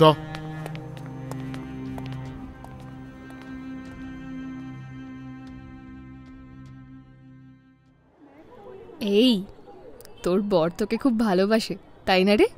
রুমেলা জিজ্ঞেস করলো সম্রাজ্ঞীকে। সম্রাজ্ঞী তখন মন দিয়ে ঝুঁকে পড়ে অর্কর জন্য একটা মাফলার বাজছে। কথাটা শুনতে পেল, কিন্তু মাথা না তুলেই বলল, অফকোর্স, অলমোস্ট সবার বরই তার বউকে ভালোবাসে। কেন, তোর বর তোকে বাসে না? বাসে, কিন্তু মালটা বড্ড বুড়ো বুড়ো। তোর বরের মতো ড্যাশিং নয়। হিংসে হচ্ছে? তা একটু হচ্ছে বই কি। মাফলার বাছা শেষ হয়নি, তাও সম্রাজ্ঞী এবার সোজা হয়ে দাঁড়িয়ে বেশ একটা কৌতুক মেশানো হাসি নিয়ে রুমেলাকে বলল, কিচ্ছু করার নি মামুনি। কলেজে মনে আছে প্রিয়জিৎ তোর মতো সুন্দরী ক্লাসে থাকতেও আমাকে প্রপোজ করেছিল বলে তুই আমার সঙ্গে কি বাওয়ালটা এনে দিয়েছিলি? রে, মনে আছে। গোটা কলেজের মধ্যে একমাত্র ওই প্রিয়জিৎকে দেখি আমার মনে হতো যে ও আমার জন্য একদম পারফেক্ট ম্যাচ। ওকে অনেক দিন ধরেই বেশ ভালো লাগতো আমার। ভেবেছিলাম কলেজ শেষ হওয়ার আগেই ওকে প্রপোজ করব, তার আগে নয়। কিন্তু তার আগেই ও আমাকে প্রপোজ করে বসলো। আর তুই ভাবলি যে তোর মতো slim ট্রিমড well maintained Koel Mallick light কলেজে থাকতে প্রিয়জিৎ হঠাৎ আমার মতো চশমা আটা মোটা বই পোকা বেহেনজি টাইপকে কি করে প্রপোজ করতে পারে? ইয়াপ, কিন্তু আমি তখন কিন্তু সত্যি কোয়েল মল্লিক লাইট ছিলাম, এটা মানবি তো? বিয়ে হয়েছে যখন, তখনও কিন্তু আমি একই রকম সুন্দর। এখন বিয়ের পরই কেমন যেন একটা কুমড়োর বস্তার মতো হয়ে গিয়েছি। শোন, প্রেম করার জন্য নায়ক বা নায়িকা সুলভ চেহারা দরকার পড়তে পারে কিছু জনের, কিন্তু ভালোবাসার জন্য, আগলে সারা জীবন রেখে দেবার জন্য সবারই শুধু দরকার একটা ভরসাযোগ্য মন, আর কিচ্ছু না, বিশ্বাস কর। হ্যাঁ, সেটা আমি বিলক্ষণ জানি। আমার দাদাকে দেখেই শিখেছি এটা। বৌদি নেই আজ কত বছর হয়ে গেল, তাও মনের মধ্যে বৌদিকে নিয়েই বেঁচে চলেছে জীবনটা।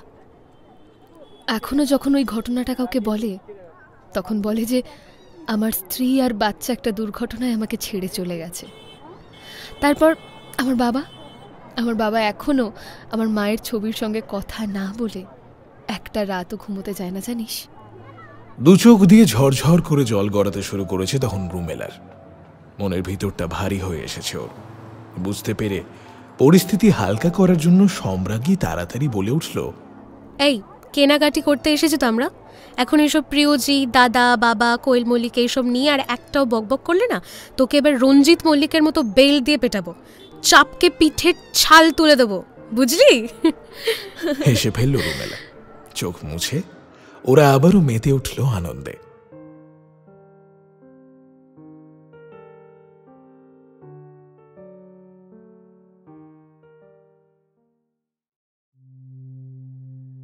রমেন থাপার বাড়িটাও একটা বস্তির মধ্যেই, তবে এইটা ওই চঞ্চল সাঁপুইয়ের ঘরের মতন নোংরা আর সংকীর্ণ নয়, তার থেকে একটু বড় আর পরিচ্ছন্ন। ধারাবাহিকতা অনুযায়ী দেখতে গেলে এই রমেন থাপা লোকটার খুন চঞ্চল সাঁপুইয়ের খুনের আগে হয়েছে, ফলে এই খুনটা সংক্রান্ত যাবতীয় তথ্য পুলিশের কাছে আগে থেকেই থাকা উচিত ছিল। দার্জিলিং পুলিশের একজন অফিসার দুজন কনস্টেবলকে নিয়ে এসেও ছিল এর আগে এই ঘরে, কিন্তু তথ্যমূলক কোনো কিছুই খুঁজে পায়নি তারা। কিন্তু এবারে সুচিত্রর এই ঘরে প্রথম ইনভেস্টিগেশন, আর পুলিশের দ্বিতীয়। ঘরটা আকারে বেশ বড় হবার একটা কারণও আছে। এটা রমেন থাপার নিজের ভাড়া করা ঘর নয়, আসলে ওকে একজন ভবঘুরেই বলা যায়। রোজগারপাতি তেমন কিছুই করে না, কখনো কোনো চায়ের দোকানে বাসন ধুয়ে দিয়ে, কখনো কোনো হোটেলের ফ্লোর ক্লিনারের অনুপস্থিতিতে তার প্রক্সি হিসেবে ঘর মুছে দিয়ে, আবার কখনো বা কোনো আস্থা বলে ঘোড়ার ছোলা গুড় মাখার কাজ করে দিয়ে, আর হাতে কোনো কাজ না থাকলে এর ওর থেকে চেয়ে চিনতে কোনো রকমে চলে যেত। আর রাত্রে সে থাকত একটা ঘোড়ার আস্তাবলের এক কোণে। কিছু বছর আগে সরকার ভবঘুরেদের জন্য আবাসন তৈরি করে দেওয়ার একটা উদ্যোগ নেয় এবং দার্জিলিং প্রধান শহরের থেকে একটু দূরে বেশ অনেকটা জায়গা জুড়ে রান্নাঘর, বাথরুম সমেত মোট 250 স্কোয়ার ফিট করে জায়গার পাকা দেওয়াল আর টিনের চাল দেওয়া একই রকম দেখতে অনেকগুলো বসত ভিটে গোছে তৈরি করে শহরের অনেক ভবঘুরেকেই সেই জায়গায় আনা হয়। এই রমেন থাপা হলো তাদেরই একজন, চালচুলোহীন, আত্মীয় স্বজনহীন এক নেপালি ভবঘুরে। ও যে কে, কোত্থেকে এসেছে, কেন এসেছে, আশেপাশের কেউই এসব বিষয়ে তেমন কিছুই জানে না। খুব কম কথা বলতো সে, আর নিজের মতোই থাকত। কিন্তু এখন প্রশ্ন হচ্ছে, এই রকম একটা লোক একটা সিরিয়াল কিলিং এর ভিকটিম হতে পারে কি করে? এই রমেন থাপার ব্যাপারেই একমাত্র লালবাজার থেকে শুরু করে দার্জিলিং এর অফিসাররাও তাজ্জব বনে গেছে। কোথা থেকে শুরু করা হবে সেটা নিয়ে প্রথমে একটু থতমত খাচ্ছিল অর্ক। সুচিত্র সেটা বুঝতে পেরেই বলে দিল বাথরুম থেকে শুরু করতে। কোশমিনকালেও লোকটা সাবান, তেল ইত্যাদির সংস্পর্শে এসেছে বলে তো মনে হচ্ছে না। বাথরুমে আছে বলতে শুধু দুটো লোহার বালতি, একটা স্নান করার আর একটা পায়খানার মগ, আর পায়খানার প্যানের পাশে একটা হতদরিদ্র নোংরা মাখা ছোট সাবানের টুকরো, আর একটা উল্টে রাখা প্লাস্টিকের বড় ড্রাম, ব্যাস। এছাড়া আর কিছুই নাই। 2 মিনিটও লাগলো না কনস্টেবল দিয়ে সেই বাথরুমটা চেক করতে।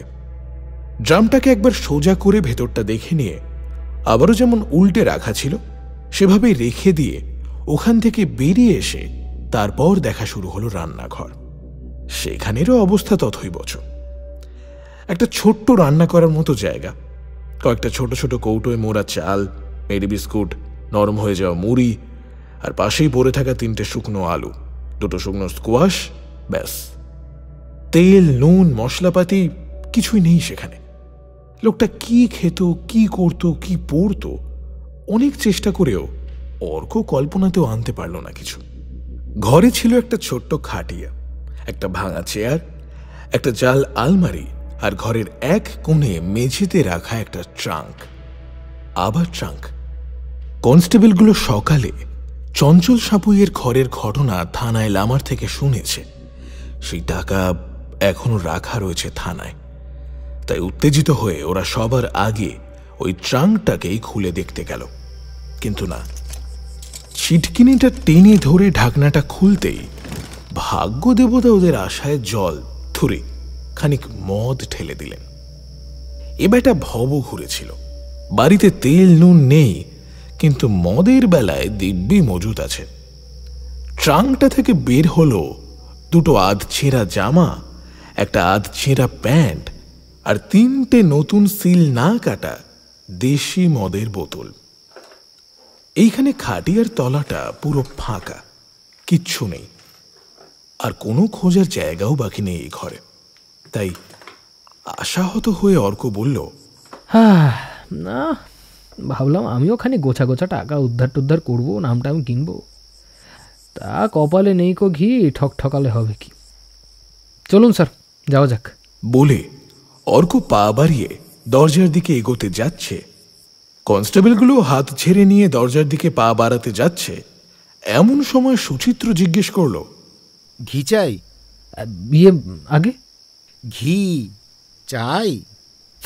স্যার কি যে বলেন, দেখছেন সামান্য তেল নেই ঘরে, তা ঘি কোত্থেকে আসবে? কেন, কৌটো থেকে। কোন কৌটো? আমি হাত না দিয়েও বুঝতে পারছি, আর তোরা দেখেও বুঝলি না? বলে শটান হেঁটে বাথরুমে গিয়ে ঢুকলো সুচিত্র। ঢুকেই উল্টে রাখা ড্রামটাকে সোজা করে ধরলো একবার। অর্ক বলল, আরে ওটা তো ফাঁকা। তাই? আর আমি যদি এর মধ্যে থেকে ঘি বার করে দিতে পারি তাহলে? কি করে স্যার? কেন জানিস না? সোজা আঙ্গুলে ঘি না উঠলে আঙ্গুল বেঁকাতে হয়। যা, সরে যা। বলেই ড্রামটাকে চাগিয়ে ঘরের মাঝখানে এনে ওটার সামনের দিকের খোলা মুখের ধারটা 2 হাত দিয়ে ধরে শূন্যে তুলেই গায়ের জোরে মেঝেতে এক বিশাল আছাড় মারল। ধাম করে একটা মাটি কাঁপানো শব্দে কানে হাত দিয়ে দিল অর্ক সহ বাকি কনস্টেবলরাও। আর সঙ্গে সঙ্গে যা ঘটল তা দেখে সুচিত্র বাদে বাকি সবার চক্ষু চড়ক গাছ। ড্রামটার নিচের দিকটা গিয়ে সজোরে ঠুকেছিল মেঝেতে। সুচিত্র নিয়মিত জিম করা পেশির জোর, ফলত এক আঘাতেই ড্রামের নিচের দিকটা ভেঙে চৌচির হয়ে যায়।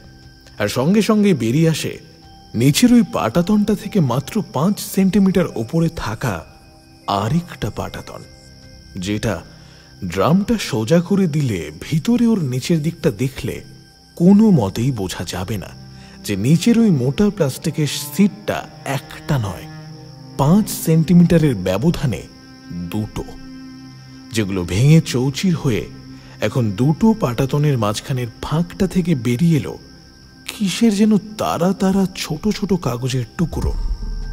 অর্ক প্রায় লাফিয়ে বসে পড়ে ওগুলোর একটা বান্ডিল খামচে হাতে তুলে নিয়ে চোখ ছোট ছোট করে একটা কাগজের টুকরোর লেখাগুলো পড়েই কাঁপা কাঁপা গলায় বিস্ময়ের ভঙ্গিতে বলে উঠল, হ্যাঁ, ভ্যাকসিনের অ্যাম্পিউলে লাগানোর label sir.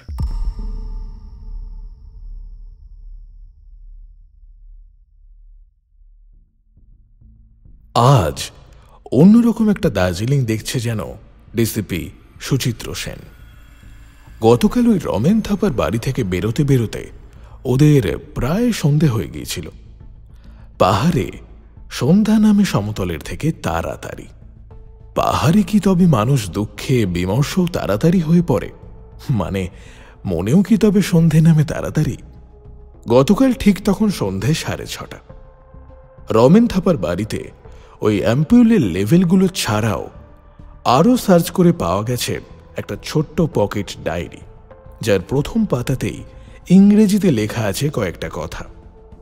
রোটাভ্যাক 3K nos, Typbar TCV 1K nos, combined diphtheria acellular hepatitis B.5K nos. এই সবগুলোই হচ্ছে বাচ্চাদের দেওয়ার ভ্যাকসিনের নাম। এছাড়াও ওই ডায়েরিটার একদম পিছনের পাতায় লেখা ছিল Chanchal Sanpui, hill view hotel, delivery, sat or sun. অর্থাৎ এই চঞ্চল সাঁপুই লোকটা আর রমেন থাপা লোকটা একটা নকল ওষুধ সাপ্লাইয়ের র্যাকেটের সঙ্গে যুক্ত। যতটুকু বোঝা যাচ্ছে বা এর আগেও এই রকম বেশ কিছু র্যাকেটের কথা শুনেছে সুচিত্র, তাতে এই র্যাকেটটার মূল কাজ হল পশ্চিমবঙ্গ জুড়ে যে সমস্ত প্রাইভেট হসপিটাল, নার্সিংহোম আর ক্লিনিকগুলোতে বাচ্চাদের ভ্যাকসিন দেওয়া হয়, অর্থাৎ সরকারি জায়গায় না গিয়ে টাকা খরচ করে যে সমস্ত ভ্যাকসিন বাচ্চাদের দেওয়ানো করায় তাদের বাবা মায়েরা, তাদের ওই সব ভ্যাকসিনের মধ্যে মিশিয়ে দেওয়া হয় অজস্র নকল ভ্যাকসিনের অ্যাম্পিউল, কিন্তু তাতে লাগিয়ে দেওয়া হয় আসল ভ্যাকসিনের লেভেলের স্টিকার। এই স্টিকারগুলোই ওষুধ কোম্পানিগুলো তাদের মোট আসল অ্যাম্পিউল প্রোডাকশনের থেকে সংখ্যায় প্রায় দ্বিগুণ বানিয়ে বাকিটা চড়া দামে এই সমস্ত স্মাগলারদের বিক্রি করে। কিন্তু এই কেসটার সব কিছুই তো আমি তদন্ত করে বের করেছি। চঞ্চল সাঁপুইয়ের ঘরে পাওয়া টাকা, রমেন থাপার ঘরে পাওয়া অ্যাম্পিউলের প্রায় 4,500 লেভেল, ওই ডায়েরি, সব তথ্য প্রমাণ তো আমারই ইনভেস্টিগেশনে বেরিয়ে এসেছে। তাহলে কেন কেন রুদ্র স্যার ফোনে গতকাল সন্ধ্যায় জানিয়ে দিল যে আমাকে এই কেসটা থেকে টার্মিনেট করা হচ্ছে? অন্য একজনকে এই কেসের চার্জ দেওয়া হবে। কে সে? কে হতে পারে? কে? আমার সিনিয়র কেউ, বা প্যারালাল কেউ, নাকি জুনিয়র? সে যাই হোক, আমার কি এই হয়, কেউ খুব বেশি উৎসর্গীকৃত যে মানুষ বা যে জিনিসটার প্রতি হয়ে পড়ে, সেই জিনিসটাই শেষে তাকে বিট্রে করে দেয়। এ আর নতুন কি, পুরো পৃথিবীটাই তো এই নিয়মে ঘুরছে। আজ সকাল থেকে সুচিত্রর তাই ছুটি। ও নিজেই নিজেকে দিয়েছে ছুটি। রুদ্র স্যার বলেছেন যে কলকাতায় গিয়ে রিপোর্ট করে তারপর টার্মিনেশন নিতে এই কেসটা থেকে। কিন্তু ও ঠিক করেছে যে আর কোনো কাজ ও আজকে করবে না। আগামীকাল সকালে ওদের ফ্লাইট। আজ পুরো দিনটা ও একা একা দার্জিলিং ঘুরেই কাটাতে চায়।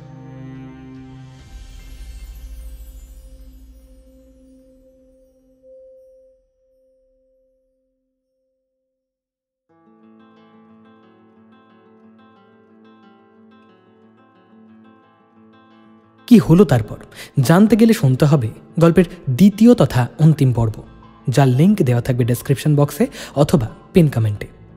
কেমন লাগলো আজকের গল্প জানাতে ভুলবেন না আপনাদের মূল্যবান কমেন্টসের মাধ্যমে।